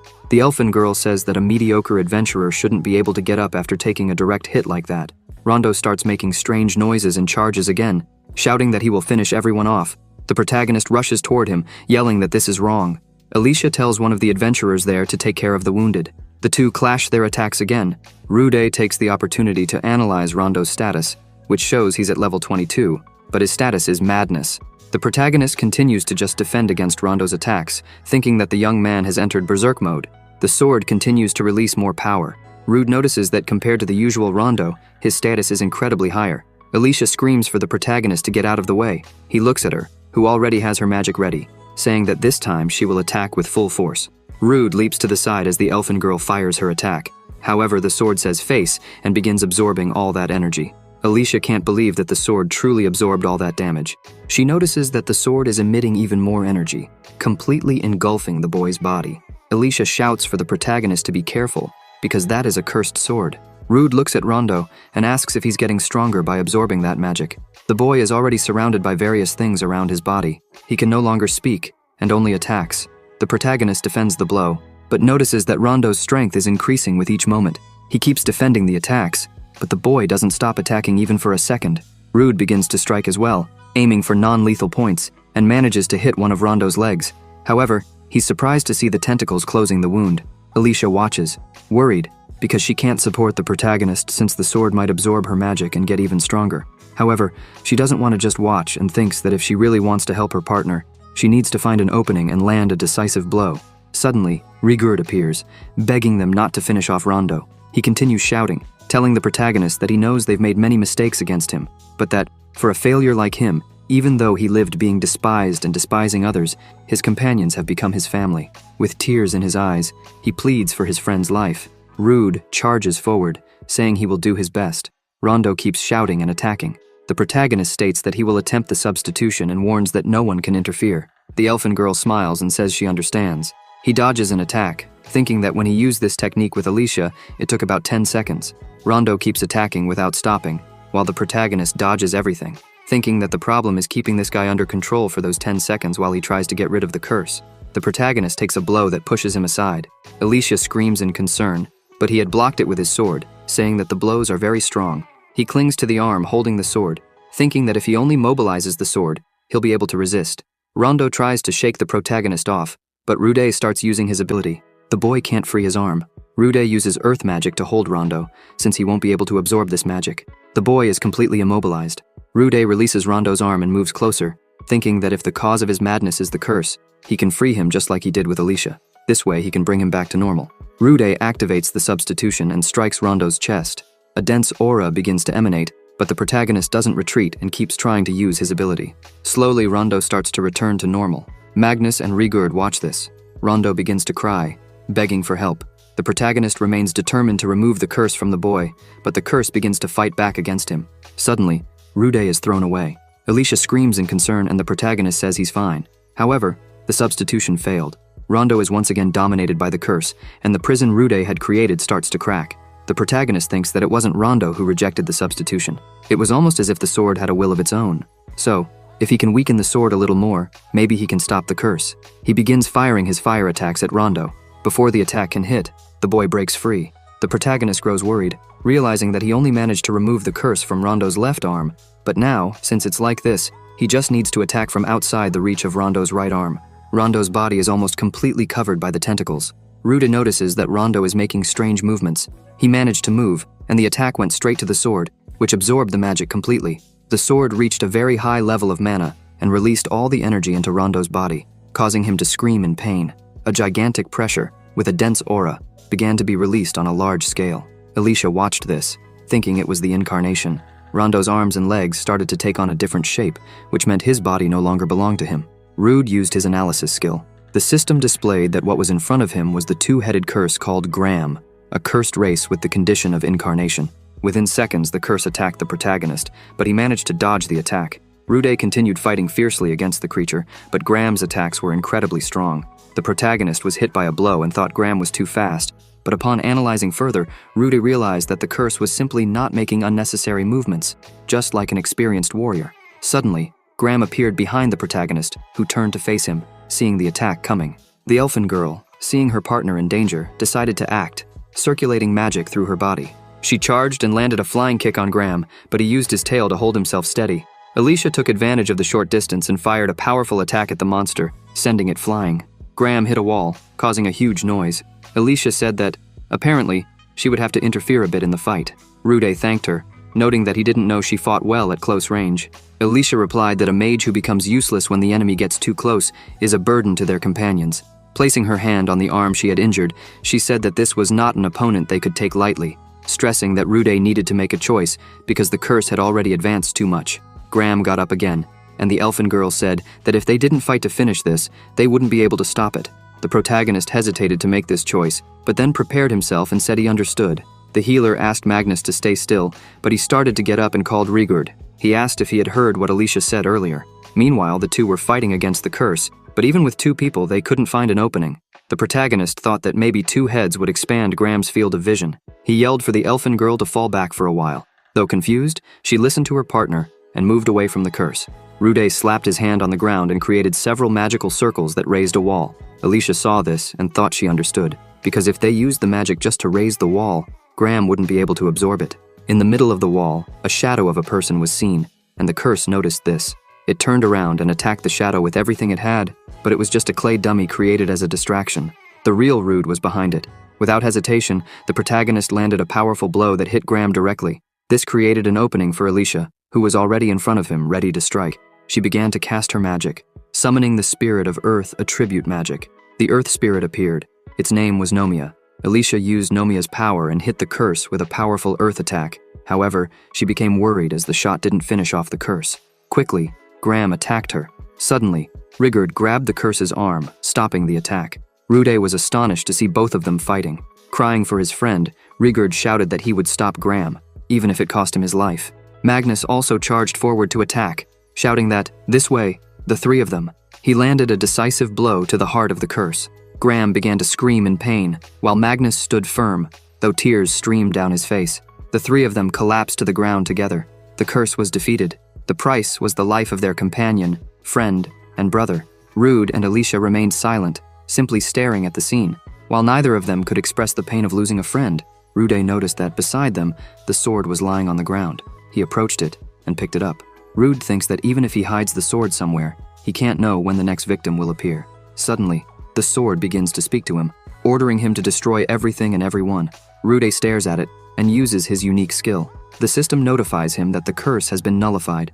The protagonist tells the sword to shut up, saying that its empty words don't work on him. Suddenly, Lankars opens the guild door, asking if everyone is okay. Rondo is lying on the ground, his body disappearing. Rude holds the sword and says that it's over. Lankars sees everything and asks them to meet at the guild so they can clarify what happened.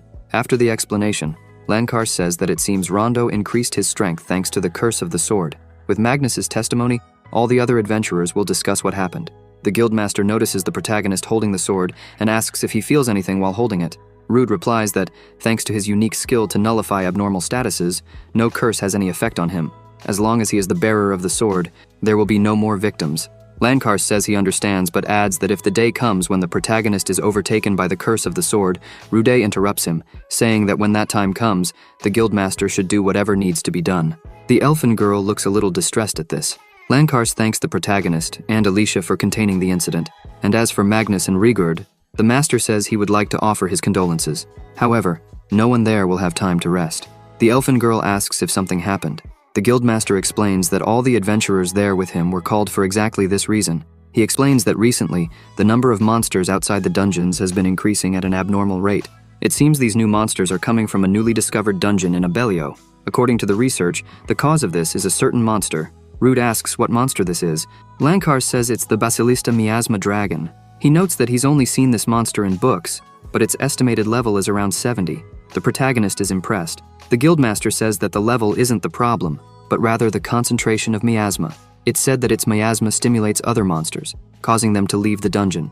This is what led to casualties in the research team, and those who managed to return are being treated right now. Lankar says that if this continues, it won't stop with just the monsters, as the miasma will leak from the dungeon. The damage to the nearby areas would be immeasurable, and that's why he called them there. Rude says he understands the situation and asks to be taken immediately to the research team that returned. They go to the medical wing. The protagonist approaches one of the injured, who is in intense pain. With a gentle touch, Rude begins using his substitution ability. Lankars watches this, saying it's unbelievable. The elfin girl just smiles from a distance. The adventurer, who was previously screaming in pain, is now able to sleep peacefully. The guildmaster says that this is surprising because he didn't know the protagonist could nullify other people's statuses too. Rude explains that he can only do this if the person he touches doesn't reject it, and that's why the only ones who will participate in the hunt for the dragon are him and Alicia. One of the adventurers says this is madness.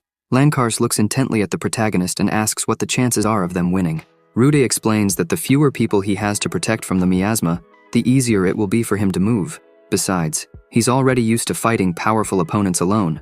The adventurer says that the protagonist sounded very impressive just now, but even so, it's risky. The guildmaster sighs and pats the protagonist on the shoulder, saying he understands and accepts it. He will entrust the protagonist with the mission to subdue the Basilista Miasma dragon. It's already nighttime, and once everything is settled, the protagonist and the elfin girl begin to leave. He says they need to rest well to be prepared for tomorrow. She asks if everything will be all right, even if it's just the two of them. Rude smiles and says he can only use all his abilities if no one else is around. He lowers his head and apologizes to Alicia for dragging her into this mess. She asks what he's talking about, saying that if he had said he was going without her, he would have gotten a beating right then and there. Rude says that they are a team, and that just the two of them will be enough to save everyone.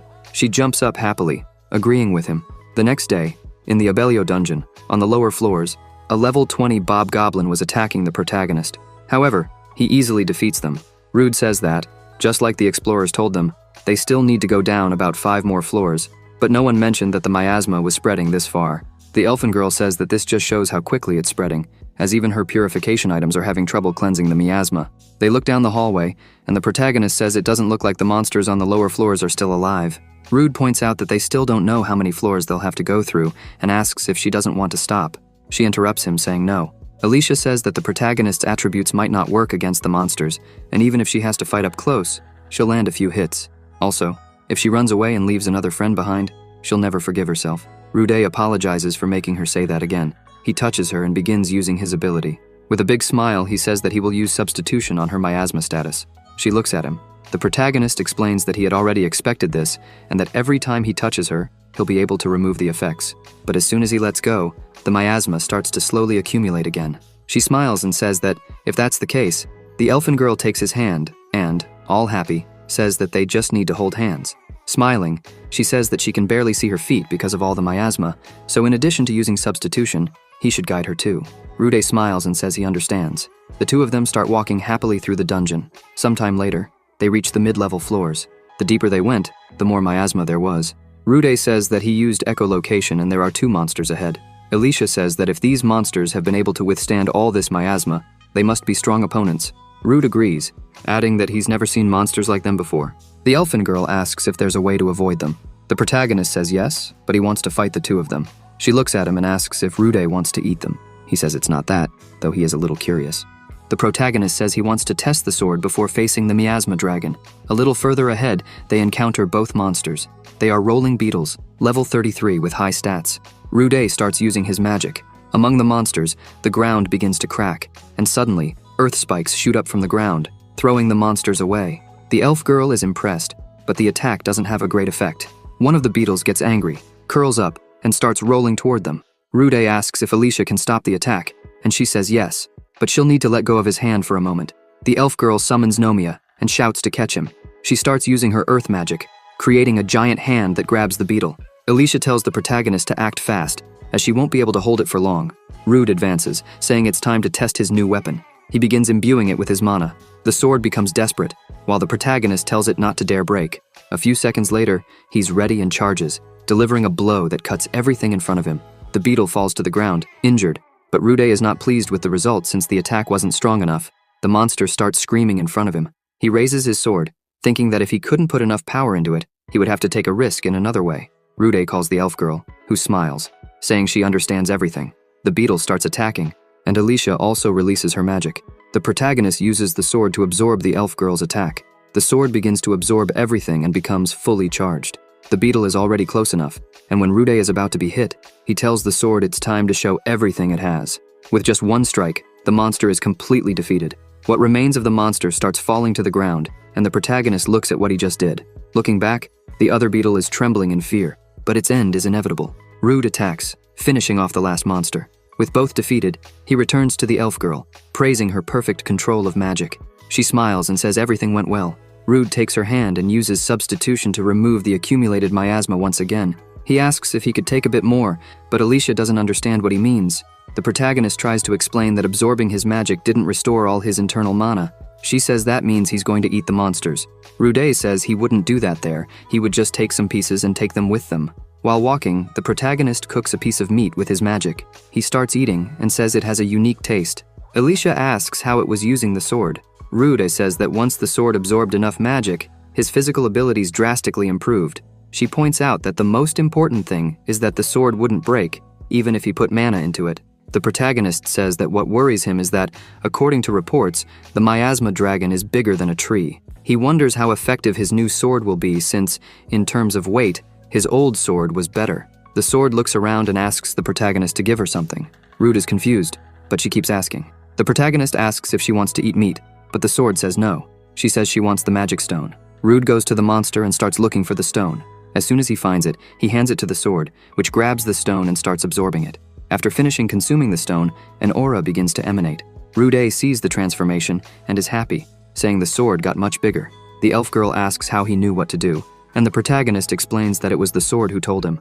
The sword begins laughing after being praised, and the protagonist wonders if it got upset when he said she was weaker than the old one.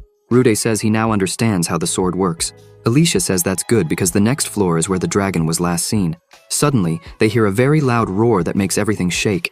Alicia asks if that was the dragon's roar. The ceiling begins to crack, and Rude realizes and shouts that the ceiling is going to collapse unless they hold it up with earth magic. The elf girl says that if they only try to protect themselves, the stairs will be blocked and they'll lose the chance to fight the dragon. She calls Sylphaid, saying that in that case, before everything collapses, they will try to cross. Alicia begins to fly, dragging the protagonist with her. Everything starts breaking and falling as they fly. They both feel anxious as the floor keeps compressing more and more. Finally, they can see the end of the stairs, and as soon as they pass, an explosion happens right behind them. However, they manage to reach safety. Rude says he thought that was the end. The elf girl smiles, saying she used a lot of magic for that. As soon as they look ahead, they notice that the floor is darker than the others. The protagonist says he can use thermal vision while they walk slowly, looking for enemies. He uses his vision and notices something in the back of the floor. He says that it looks like something very large is on the other side. That's the miasma dragon. Its level is 75, with stats higher than any other monster they've seen, and it possesses a wide variety of abilities. Rude says the dragon's level is 75, but its agility isn't very high, though its vitality is above 500. She asks about its abilities. He says the dragon has poisonous fangs and claws. Suddenly, they hear another extremely loud noise. The dragon has noticed their presence. Alicia yells, asking what its resistances are. Rude says it's fire, earth, and darkness. She says she'll use other attributes and asks him to be her vanguard. The dragon reaches them, and the protagonist shouts that it's time for the big battle. The dragon keeps roaring and spewing miasma everywhere. Rude thinks he wants to keep his distance and better analyze its attack patterns, but in such thick miasma, he can't tell how much Alicia can withstand. So, he wants to finish this as quickly as possible. Suddenly, he notices something. In the middle of the miasma, a light begins to grow stronger. Out of nowhere, a blast of fire is shot by the dragon. He manages to dodge using instant step. The attack destroys everything it touches. Alicia is shocked, as the attack managed to melt the pillar and the floor. The temperature of the environment is rising non-stop as the dragon doesn't stop its fire attack. It keeps firing at the protagonist, who just runs to dodge. The elf girl sees her partner in danger and asks Ilfieri to help him. She manages to use magic on Rude's feet, drastically increasing his movement speed. With this, he manages to land an attack on the monster. As he looks back, he sees that he only caused a small wound, as the dragon's scales are too tough. Rude thinks that he might not be able to hurt the dragon with his sword. Moreover, the magic he used also had no effect. He yells and calls Alicia. She starts attacking too. The air blades hit directly, but she can't believe what she's seeing, as even with spirit magic, they barely did any damage to the dragon. The monster starts swinging its tail, and several spikes begin to come out of it. Both of them are shocked by this. With one move, the dragon breaks a pillar and shoots several spikes toward them. Alicia tries to protect herself with her shield, while the protagonist uses his iron body to tank the hits. He thinks that the dragon has strong defense and long-range attacks. How would they manage to defeat it? The elf girl yells and asks the protagonist to buy them some time. He's confused, but she explains that before her stats go down, she will use her special attack. Rude understands and prepares himself. The dragon watches them while she casts her magic. As soon as the monster notices, it prepares to attack her. The protagonist uses his earth magic, and several hands begin to emerge, punching the dragon. He takes advantage of this opening and jumps to attack. Rude manages to land a good hit on the dragon's nose, making its attack go downward. Alicia continues to cast her magic and thinks that she'll be exposed, so she will trust her defense to the protagonist. This way, she will compensate for his part and use all her power in the attack. She summons another spirit, called Salam. Rude continues fighting and distracting the dragon. The water spirit, Urdil, appears. The protagonist continues his efforts, while the elf girl gathers all the spirits with her. Nomia and Wakian also appear. The dragon notices this, but the magic is almost ready. Desperate, the dragon turns toward her and begins attacking with everything it has. Quickly, the attack heads in her direction, but at the last second, Rude steps in front and uses the sword to absorb the entire attack. Alicia yells that it's ready and asks the protagonist to get out of the way. He smiles and steps aside. The elf girl begins her attack, using her technique called Quintet of Spirits. A powerful surge of energy is released, aimed at the dragon. As soon as the attack lands, it causes a massive explosion in front of them. Already weakened by the miasma, she says that in the past, she could have taken down the dragon with a single shot. Amid the smoke, the dragon starts to emerge, its body covered in numerous injuries but still standing. Rude touches her shoulder, saying she did an excellent job, but now it's his turn to have some fun. Parts of the dragon begin falling off, as it's severely wounded. Alicia apologizes for making him use substitution again, as she used all her magic in the last attack. He asks her to use what's left to protect herself because from now on, the rest is up to him. She starts using magic on herself and asks him to be careful. Rude faces the dragon, which, despite its injuries, stares back at him. The monster lets out a deafening roar, but the protagonist takes a deep breath and roars back. The dragon is confused by such a roar. Rude stomps the ground so hard it begins to crack. He leaps with incredible speed. The dragon tries to hit him, but the protagonist's mobility is too high. The dark magic he absorbed seems to have infused the sword with a new kind of power. Rude smiles and continues moving at high speed, overflowing with energy. The dragon moves, and its scales begin to fall off.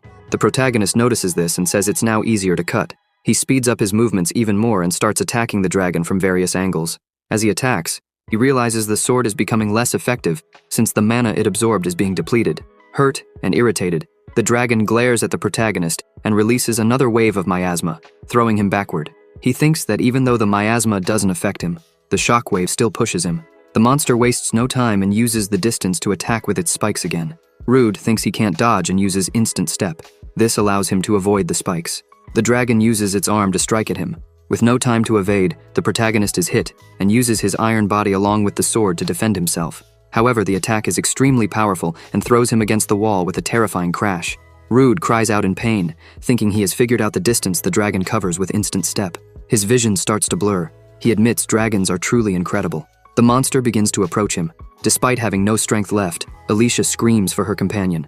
Rude remembers the first time he almost died, the fight against the Minotaur and the fall into the pit. He gathers his strength and says this time is different. Using his earth ability, He creates a hand that throws him upward. He thinks that the him from back then can't compare to who he is now. Rude prepares himself and starts falling toward the dragon, which sees him coming and prepares a new attack. The protagonist thinks the dragon will use its breath again, and perhaps he could avoid it with web manipulation, but if he keeps dodging like that, he'll lose in an endurance battle. Rude decides it's better to use the webs as a slingshot to attack. He gains momentum and throws himself at the dragon, which fires its power with all its might. Both charge at each other. Rude starts absorbing the attack with his sword. As he does, he thinks there's nothing he can do about the heat. However, he can still absorb the mana contained in the attack if his fire resistance is sufficient to withstand it.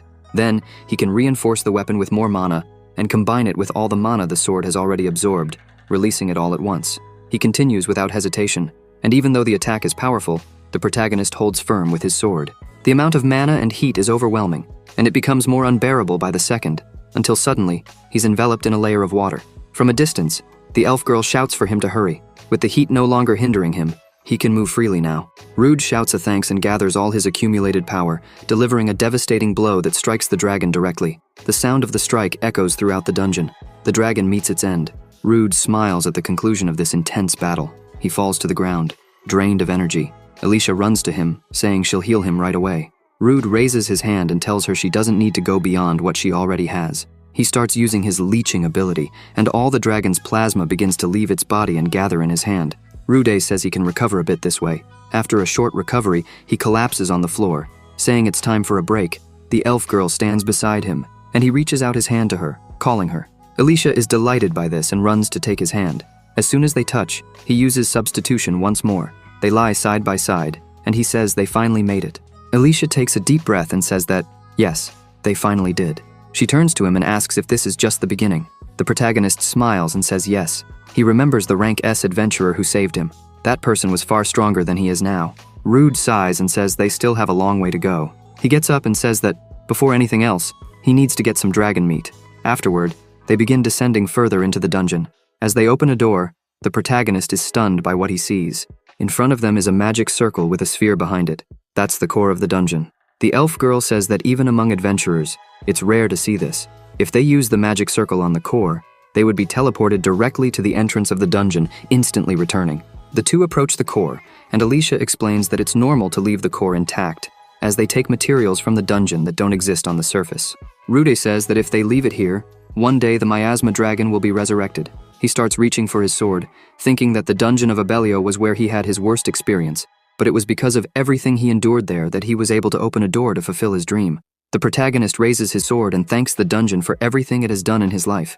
With one strike, he shatters the core, and a bright light fills the room. Meanwhile, at the guild's base, everyone is gathered.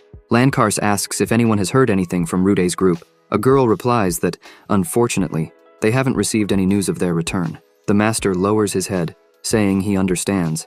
He starts thinking that he always knew they were calling him the miasma butcher in the adventurer world. Power is everything. And that's why, even if Lankars tried to mediate the situation, it would never stop, because the life of a powerless adventurer is harsh and difficult. But if this was enough to make the protagonist give up on his dreams, then it was just another path to walk. Suddenly, a person rushes into the room saying they need to report something. The guildmaster is startled, and the man says that Rudy and Alicia just returned using the magic circle. He emphasizes that the tasks of subduing the dragon and destroying the dungeon's core have been completed. Lankars is stunned to hear this. Everyone in the room begins to cheer and celebrate this victory, except for the guildmaster, who is still frozen from hearing the news. He starts smiling, saying he couldn't believe that, among all the adventurers, Rude would be the one to save the city. Lankars stands up and says they should go greet them. Those two are the adventurers with the power to change their fate. The protagonist and the elf girl are happy to see all the celebration. Elsewhere, in a city called Golar, a man receives a letter that leaves him angry at the city of Bologna. The old man was upset, saying that Bologna has so many dungeons that they destroyed the core of one of them without a second thought. He threw the paper, shouting that their plan to claim the new dungeon had been ruined. A young man asked if that wasn't actually a good thing. He explained that Bologna couldn't deny Golar's rightful claim to the new dungeon, which is why they destroyed it. If they spun this story, they could demand Bologna compensate them for the profits they could have made from the dungeon. The Lord thought it would be better to profit this way than to challenge the dungeon and lose adventurers. However, if they did that, the Adventurers Guild of Bologna wouldn't stay silent. The young man replied that this was exactly what they wanted. This way, they could show that old man and his team who was truly superior. Night fell, and Sylphide was watching the birds. Rude and the elf girl were camping. The protagonist was preparing the dragon steak, which was extremely rare. Alicia began salivating again, saying the smell was amazing. Rude smiled and said it had been at the bottom of his bag for quite a while. He had taken it from the dragon and was finally able to eat it. As soon as the meat was ready, he cut a piece and started eating. The protagonist was amazed by the taste, saying it was delicious. He remarked that this meat made every piece of meat he had ever eaten before seem mediocre. The sweet taste of the meat was exquisite, and the fat melted in his mouth along with the flavor of the red meat. It was perfect. Alicia was eager to eat. She stood up and said that it was decided. With honor and courage, she proclaimed that tonight they would eat award-winning meat. Rude shouted that he was already eating some. She got irritated and called him selfish. Meanwhile, Sylphide was relaxed, and the elf girl was shouting at the protagonist, telling him they needed to go back soon and find a good restaurant. After the destruction of the Abellio dungeon, 4 days passed. Some reports were being written, and the guildmaster apologized for calling them there so many times, but assured them that this would be the last. He informed Rude and Elfina that the raid report had finally been confirmed. Lankars then took out a bag full of money and said that this was the reward for both of them, worth 1.5 million Regan. The protagonist was shocked and shouted, asking if that was really the correct amount. The master explained that the average level requirement for the Abellio dungeon was 70, so this was the appropriate reward. Rude glanced at the enormous sum, amazed by the amount of money. Lankars called the protagonist over and explained that, since he and Alicia had conquered the dungeon alone, he could not leave him at rank D. As part of the reward, the protagonist would also level up. In another room, some adventurers were going about their lives as usual. The protagonist began to walk among them and mentioned that, although he had recently been promoted to rank D, he had already reached level 52, opening his status card to show it. He commented on how quickly he had reached that level. Elfina was impressed and pointed out that, despite the protagonist facing monsters far above his level, he was still leveling up at an abnormal rate. She thought that normally, once someone reached level 40, their leveling speed would drastically decrease.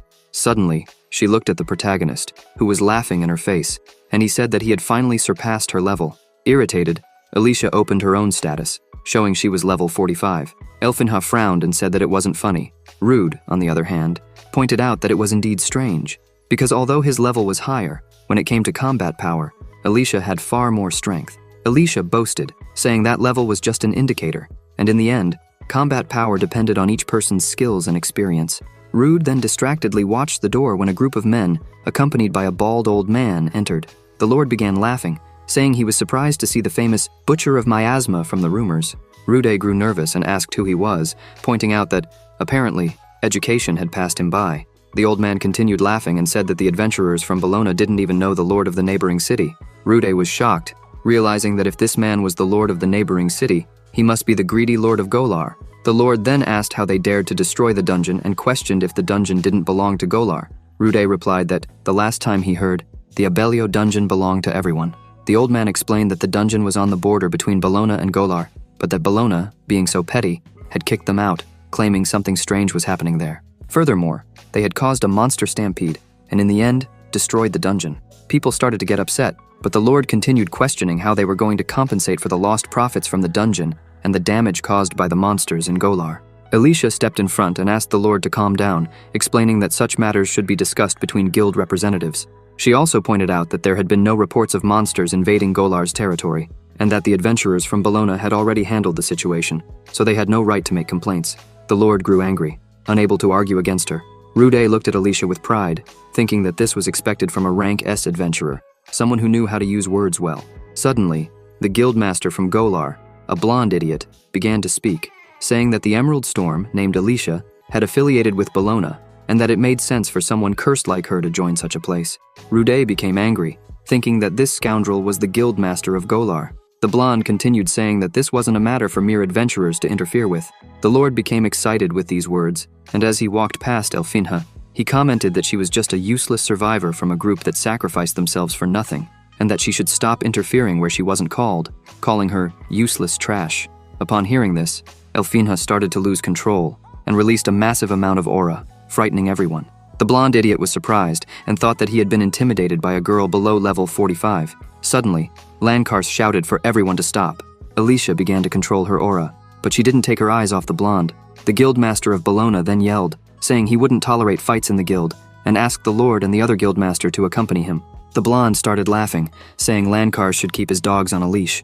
Rudy asked who that trash thought he was. Suddenly, another person appeared out of nowhere, asking if Elfina remembered him. The protagonist, irritated, asked what it was now, since someone kept appearing all the time. As soon as Alicia saw the man, she remembered that he was Ebert. He held her hand, asking if she remembered him. The protagonist became a bit uncomfortable and asked if she knew him. Alicia explained that Ebert had been part of an old team she used to adventure with. The elf began saying that, back then, he greatly admired azure trails, not to mention that Elfina could use several magic spirits at the same time, and how she fought. As an elf, he couldn't help but see her as an inspiration. He then emphasized that he knew how much she had suffered, which is why he came to Bologna. Looking at her intently, Ebert asked if she would like to join his team. Alicia stared at him, while the protagonist started to get even more irritated seeing this. Ebert continued to look at her, waiting for an answer. Elfina thanked him for the offer but declined, saying she was already part of a team. She said that this was her partner, and the protagonist extended his hand, introducing himself as Rude. However, Ebert slapped his hand away, surprising both of them. The protagonist remained irritated while Ebert held Elfina's hand and said that he knew what had happened in the abyssal dungeon and that she had been cursed. But he didn't believe someone like her, a rank S adventurer, would end up in a situation where she was forced to form a team with someone called Butcher of Miasma. Rude became even more upset. Ebert continued, saying that if she joined his team, they would make better use of her skills and experience. She returned the gesture and slapped his hand, angrily telling him to stop saying things he didn't know. Alicia explained that she formed a team with Rude because she wanted to and that any insult against him was a direct insult to her. She emphasized that she appreciated his concern, but the curse cast on her had already been broken. Ebert was stunned and said that the curse on her had come from the abyssal dungeon, which was rank SS, and furthermore, it was something caused by a boss from that area. Alicia turned around and said she had gotten lucky. He stood there, not believing what he had heard, while Elfinha winked at the protagonist, thinking it would be bad if his abilities became public, so she preferred to keep it a secret. He smiled and thanked her. Alicia then mentioned that they would update the ranks now, and the protagonist was no longer rank D, but was now rank C. Ebert was horrified, wondering why this was the case, especially since he had spent all this time thinking about her. Suddenly, he began to get irritated, thinking that it was Rude who had instigated Alicia. He began to look at both of them and wondered how a rank D adventurer could have defeated the Miasma dragon. However, the story would change if Alicia's curse had really been broken. Ebert thought that it was she who had defeated the dragon, and that the protagonist was stealing the credit. Rude noticed a strange aura coming from the elf, and told Elfina that the guy was looking at him like a lunatic. She explained that elves were very proud and held grudges that grew over their lifetimes. The protagonist stared at her, and Alicia asked what he wanted. Rude smiled and said that she was also an elf, and asked if she was also a proud and prejudiced elf. She responded by asking what he meant, as she considered herself a very humble, intelligent, and charming elf. What she lacked in cuteness, she made up for in strength. Rude thought that she really was proud too. The receptionist says she's heard everything from the guildmaster, smiles, and hands a paper to the protagonist, saying it's a rare occurrence. When Rude looks at it, he's surprised to find that it's a guild certificate confirming he's now rank B. The receptionist explains that he skipped rank C and went straight to B, and they both begin celebrating. She adds that this shows just how difficult the task of conquering the dungeon of Abellio was. She also mentions they received a report from the village they saved, which indicates they also recognized their victory against the Baphomet. The protagonist looks at the certificate and says that he's finally rank B.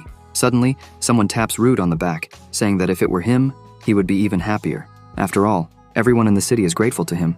Magnus and Rigard were together and smiling. The protagonist gets excited seeing them there. Alicia calls him and says he can't be too happy about his rank B after all. What he's really aiming for is... Rude sighs and says she's right. Happy. He slaps his own face and yells that it's okay, and that he'll climb up to rank S. Ebert then starts calling him, and asks if he really thinks something as stupid as that will be allowed. Rude asks what he's talking about. Ebert says that in order to explore dungeons, a specific rank is required, a rule that ensures safety. But a man who only achieves something by following others gets a rank B. Ebert looks at him with contempt and says that the Guild of Bologna is made up of idiots. All the adventurers present there get nervous. Rude asks what he means. The receptionist says it doesn't matter what he thinks because ranks are given according to the guild's will. Magnus walks over to Ebert and asks if he will take back what he said, or if he wants to get hurt. However, the elf starts laughing, saying that, indeed, they are all idiots. Magnus grabs him and starts swearing at him. Alicia screams for him to stop, but with a simple movement, Ebert throws Magnus away. He falls to the ground, and the elf drives his sword into the ground beside him. With an arrogant tone, Ebert asks if Magnus can stop touching him with those filthy hands. Elfina screams, telling Ebert to stop immediately. He says that she's always been too kind to people, to the point of teaming up with such a deplorable man. She asks why that would be wrong. Ebert admits that elves are prejudiced and says he has a hard time changing his mind once he's made a decision. He starts smiling and says that even an elf as humble, intelligent, and charming as him, as a fellow elf, must show her the correct way. Rude starts laughing, and Ebert asks what he's laughing at. The protagonist thinks that both of them are too proud. The elf says he already knows how to resolve this, since incompetent adventurers are a danger to others. He then says he will test him to see if he's truly worthy of being rank B. The receptionist asks why he's deciding such things on his own, but Alicia says it's fine. She yells that if Ebert doubts the protagonist's abilities, he'll be able to see for himself. They head to the training area of the Bologna Guild. Alicia apologizes to Rude, saying things ended up like this because of her. He smiles and says it's not just her fault, but also his own incompetence. Rude says he just needs to defeat that idiot elf and prove he's worthy of being with her. He starts laughing, saying that in the end, adventurers can only shut others up with violence. People begin to gather to watch the duel. Alicia screams that if either of them gets hurt, she'll step in immediately. Both of them get ready, and the signal is given. Ebert charges forward with full force. Rude is shocked by his speed, but manages to block the attack. The elf smiles and says that the protagonist managed to stop the attack, so he's at least somewhat decent. Ebert continues attacking, again and again. Rude feels pressured, thinking the elf is better than him at swordplay. He also heard Alicia say that Ebert uses both offensive magic and strengthening magic to fight. He's an arcane swordsman. Suddenly, Ebert vanishes and appears behind the protagonist. He delivers a strike that grazes Rude, but he's not satisfied with the attack. Rude keeps staring at Ebert, thinking that he's not able to keep up with his movements. He needs to use his abilities to win, but if he does, the elf begins by saying that he's rank B, and that title is only for those with the strength to wield it. Ebert asks if the protagonist understands that he's not worthy of carrying the rank B title, or of being beside Alicia. Rude admits that the elf is right. With the abilities he currently has, he's not worthy to be by the Elfinha's side. However, it was she who chose him, and because of that, he will prove right here and now that he deserves to be beside her. Alicia smiles upon hearing this, but Ebert does not. Rude begins to use his earth magic, and a giant hand emerges towards the elf. Ebert starts laughing and curses the protagonist, asking if he really thinks he'll defeat an elf using magic. He shoots a fireball at Rude's magic. When they collide, a strong explosion occurs. The people watching are startled, shouting that they are going too far. Ebert starts creating a new spell, saying it's a shame for the miasma butcher. A large amount of energy starts gathering at the ceiling of the room. The elf says that this is the difference between their ranks. Ebert attacks, shouting for Rude to bow before him. The protagonist prepares to take the hit. As all that energy strikes his sword, it starts to be absorbed immediately. The people are confused by this. Ebert is shocked, while Rude says that he knew the elf would try to use magic to defeat him. After all, elves are a proud race. The sword is overflowing with energy. Quickly, Rude charges forward to strike. Ebert manages to defend himself. The two begin exchanging blows, and the elf thinks that Rude's speed and strength are on a completely different level than before. He shouts, asking if that sword is a magic sword. The protagonist replies that he's mistaken, as that sword is cursed. Ebert steps back, confused. He curses Rude, saying this is just another reason not to let Alicia be with him. Ebert begins using his magic, activating his lightning enchantment, an arcane swordsmanship skill. Lightning starts pouring out of his body as he yells that Rude won't be able to match his speed. Like a lightning bolt, he rushes forward, landing a hit on the protagonist. It's the lightning palm. The people are shocked. Ebert starts smiling, saying that in the end, the protagonist is just trash. He asks Elfina to announce the winner, but nothing is decided yet. Rude grabs him by the shirt and starts laughing, apologizing, but the shock doesn't work on him. Ebert screams, saying this is impossible because he should have been paralyzed from such a high voltage. The protagonist headbutts him, making him scream. Ebert falls to the ground as Rude drives his sword into the ground beside him. The protagonist says he didn't mean it, but he's been getting a bit tougher with the falls lately. The adventurers begin cheering, and Alicia smiles at the result. They start entering the arena, saying it's over. Meanwhile, in Lancars's office, he was explaining that the feudal lord was handling some matters in the capital, and he was acting as his substitute. Lancars says he understood Golar's claims, and since they were in charge of the management, they intended to cooperate with the recovery efforts. The lord says he already knows that, emphasizing that they want compensation, not cooperation, and they want a fair share of the dungeon, since Bologna got greedy and took more than they should have, so now they must pay the price. Suddenly, a girl bursts into the room. The master of the Golar Guild asks what's going on since she didn't even knock. The young girl shouts that it's an emergency, as something strange is happening with the new dungeon of Abellio, which they had already confirmed as completely destroyed. There's a strange energy, and some things are happening. The girl says the area around it is covered by dense mana, and the concentration is rank B. Lancars yells that this is impossible. She adds that 2 gargoyles are guarding the entrance and are blocking any outside interference. Lancars says that, As for Golar's visitors, he doesn't think it's the right time to entertain such useless rumors. The two of them get irritated after hearing this. The leader stands up and says they will organize a subjugation force to leave immediately. He orders the young girl to summon any adventurer of rank B or higher, and especially, Rude must be included in the raid. All the adventurers are called to the master's room. Lankar starts explaining the current situation. They've just confirmed that the dungeon cycle has begun, and they will head to the Abellio dungeon immediately to subjugate it as quickly as possible. Rude asks what that means, and Alicia explains that the cycle is something like an evolution within the dungeon, but it's very rare. She's only heard of it a few times. She says that this time it happened because of the dungeon's collapse, and it's the first time she's dealing with it.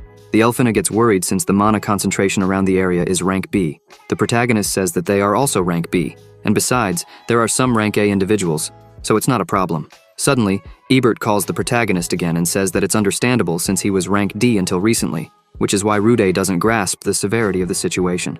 The protagonist asks what he means. The elf explains that if the mana concentration around the dungeon is rank B inside the dungeon, it could be at least rank A, or, in the worst case, rank S. Alicia adds that, from what she's heard, the dungeon is constantly evolving, like a cocoon. She explains that when the cocoon emerges, the surface will be flooded with mana, and since Golar and Bellona are close, there's a possibility that both could suffer catastrophic damage. The protagonist starts to think about his city. Suddenly, the master approaches him and tells him not to worry. There have been few cases of dungeon cycles, and there's still a lot of mystery surrounding this phenomenon, so it may not be as serious as it seems. Lankar shows confidence and says that Rude is the one who completed the dungeon, so they would rely on him to lead the others. Rude feels a bit less worried, while Elfinha feels proud of him. Sometime later, at the dungeon's entrance, the two gargoyles are standing guard. People are watching from a distance. Rude uses his eye to analyze them. He sees that both are at level 50 and reports that they are slightly stronger than the beetles they faced. Suddenly, someone kicks a stone, causing noise. That's enough for the gargoyles to hear. Rude thinks they're in trouble now. The two monsters begin to attack the group. One of them uses petrifying breath. Alicia calls Silfieti and orders her to dispel the magic, causing both spells to collide in midair. The other adventurers are impressed, but the attack isn't over yet. The other gargoyle charges forward, but the guild leader punches it in the head, making it sink into the ground. He gets angry and curses the monster, calling it an insect. The remaining gargoyle also charges at the leader. Ramon smiles and finishes off the monster with a single attack. The two guild leaders solve the problem effortlessly. Rude is impressed by their strength. Lankar says it's time to hurry since they don't have time to waste. The protagonist goes over to the other gargoyles and thinks they look edible. He begins to burn the meat. Ramon asks what he's doing, and Rude replies that the monster has regenerative abilities, so he's finishing it off. Ramon turns around and begins to leave as the protagonist puts some of the meat in his bag. Inside the dungeon, they note that there doesn't seem to be as much miasma as before, and the nature of the dungeon has changed. Rude says the shape hasn't changed much, but Alicia says they can't let their guard down because they don't know what's happening in the lower layers. She emphasizes that even though the shape hasn't changed, the monsters will be more powerful than before. The group encounters some monsters ahead. Lankar says the big one is his, while the others can choose any of the smaller ones to face. Ramon uses his ability, Warrior's Honor, and the adventurers receive a magic that boosts their attacks. The monsters charge, but the adventurers begin defeating them with ease. Elfinha gets excited and calls the protagonist to join them as well. When she looks at him, the protagonist is irritated, as the abnormal status nullification cancelled out the Warrior's Honor he had received as assistance. Lankars begins to draw his weapon from his bag, and with the help of Ramon's aura, he is ready for battle. The monster starts to attack him, but the guildmaster notices an opening, and with just one strike, ends the fight. Rude remains standing while the others continue fighting. The Elfinha keeps watching him. He is still irritated because his unique ability also nullifies support magic. More monsters start to appear. The metal-headed one says he will gather all of them and uses his provocation ability to draw the attention of all nearby monsters. They charge at the adventurer, who starts laughing and uses his barrier of interception ability, shouting for all of them to explode. He shouts for his teammates to attack now. Quickly, the two rush into battle. Ebert, with his incredible speed, defeats all those in his path. The girl known as X-23 also attacks the monsters, defeating them with ease. She says these monsters are hard to analyze, as it's not easy to find their weaknesses.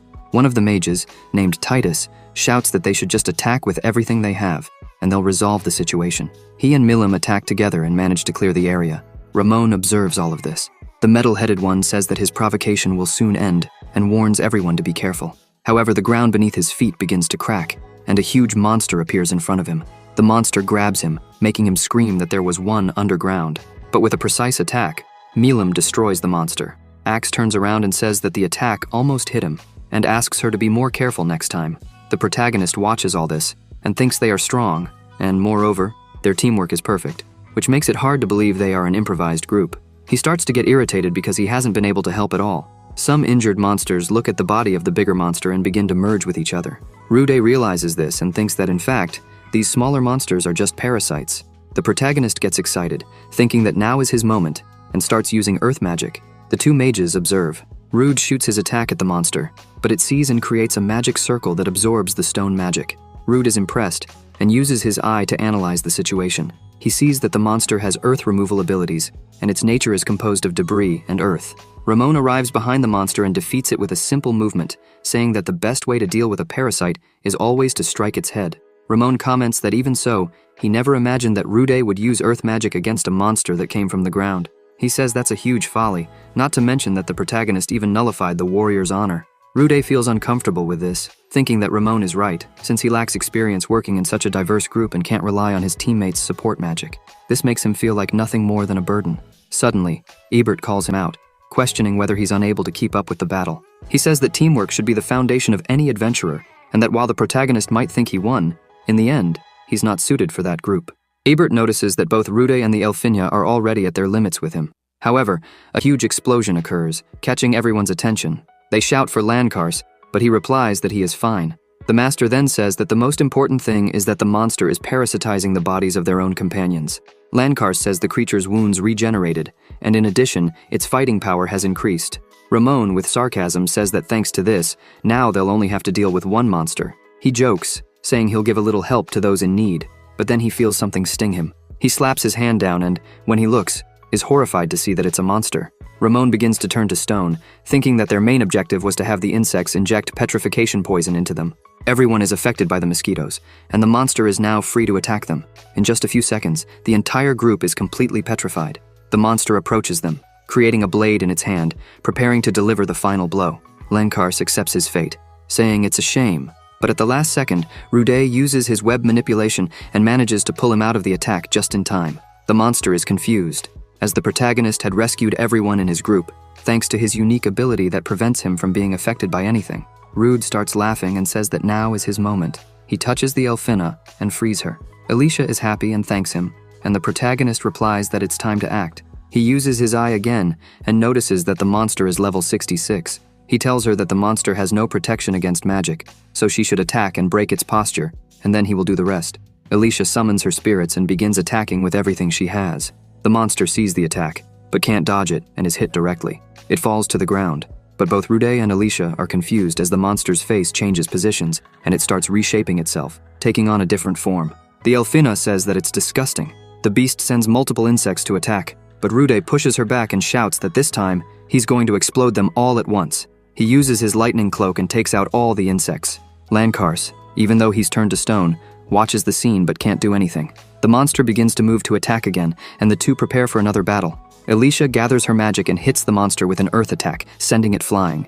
Rude uses instant step to advance and strike. The beast, now high in the air, begins to change form once again and turns, managing to dodge the attack. Rude gets irritated.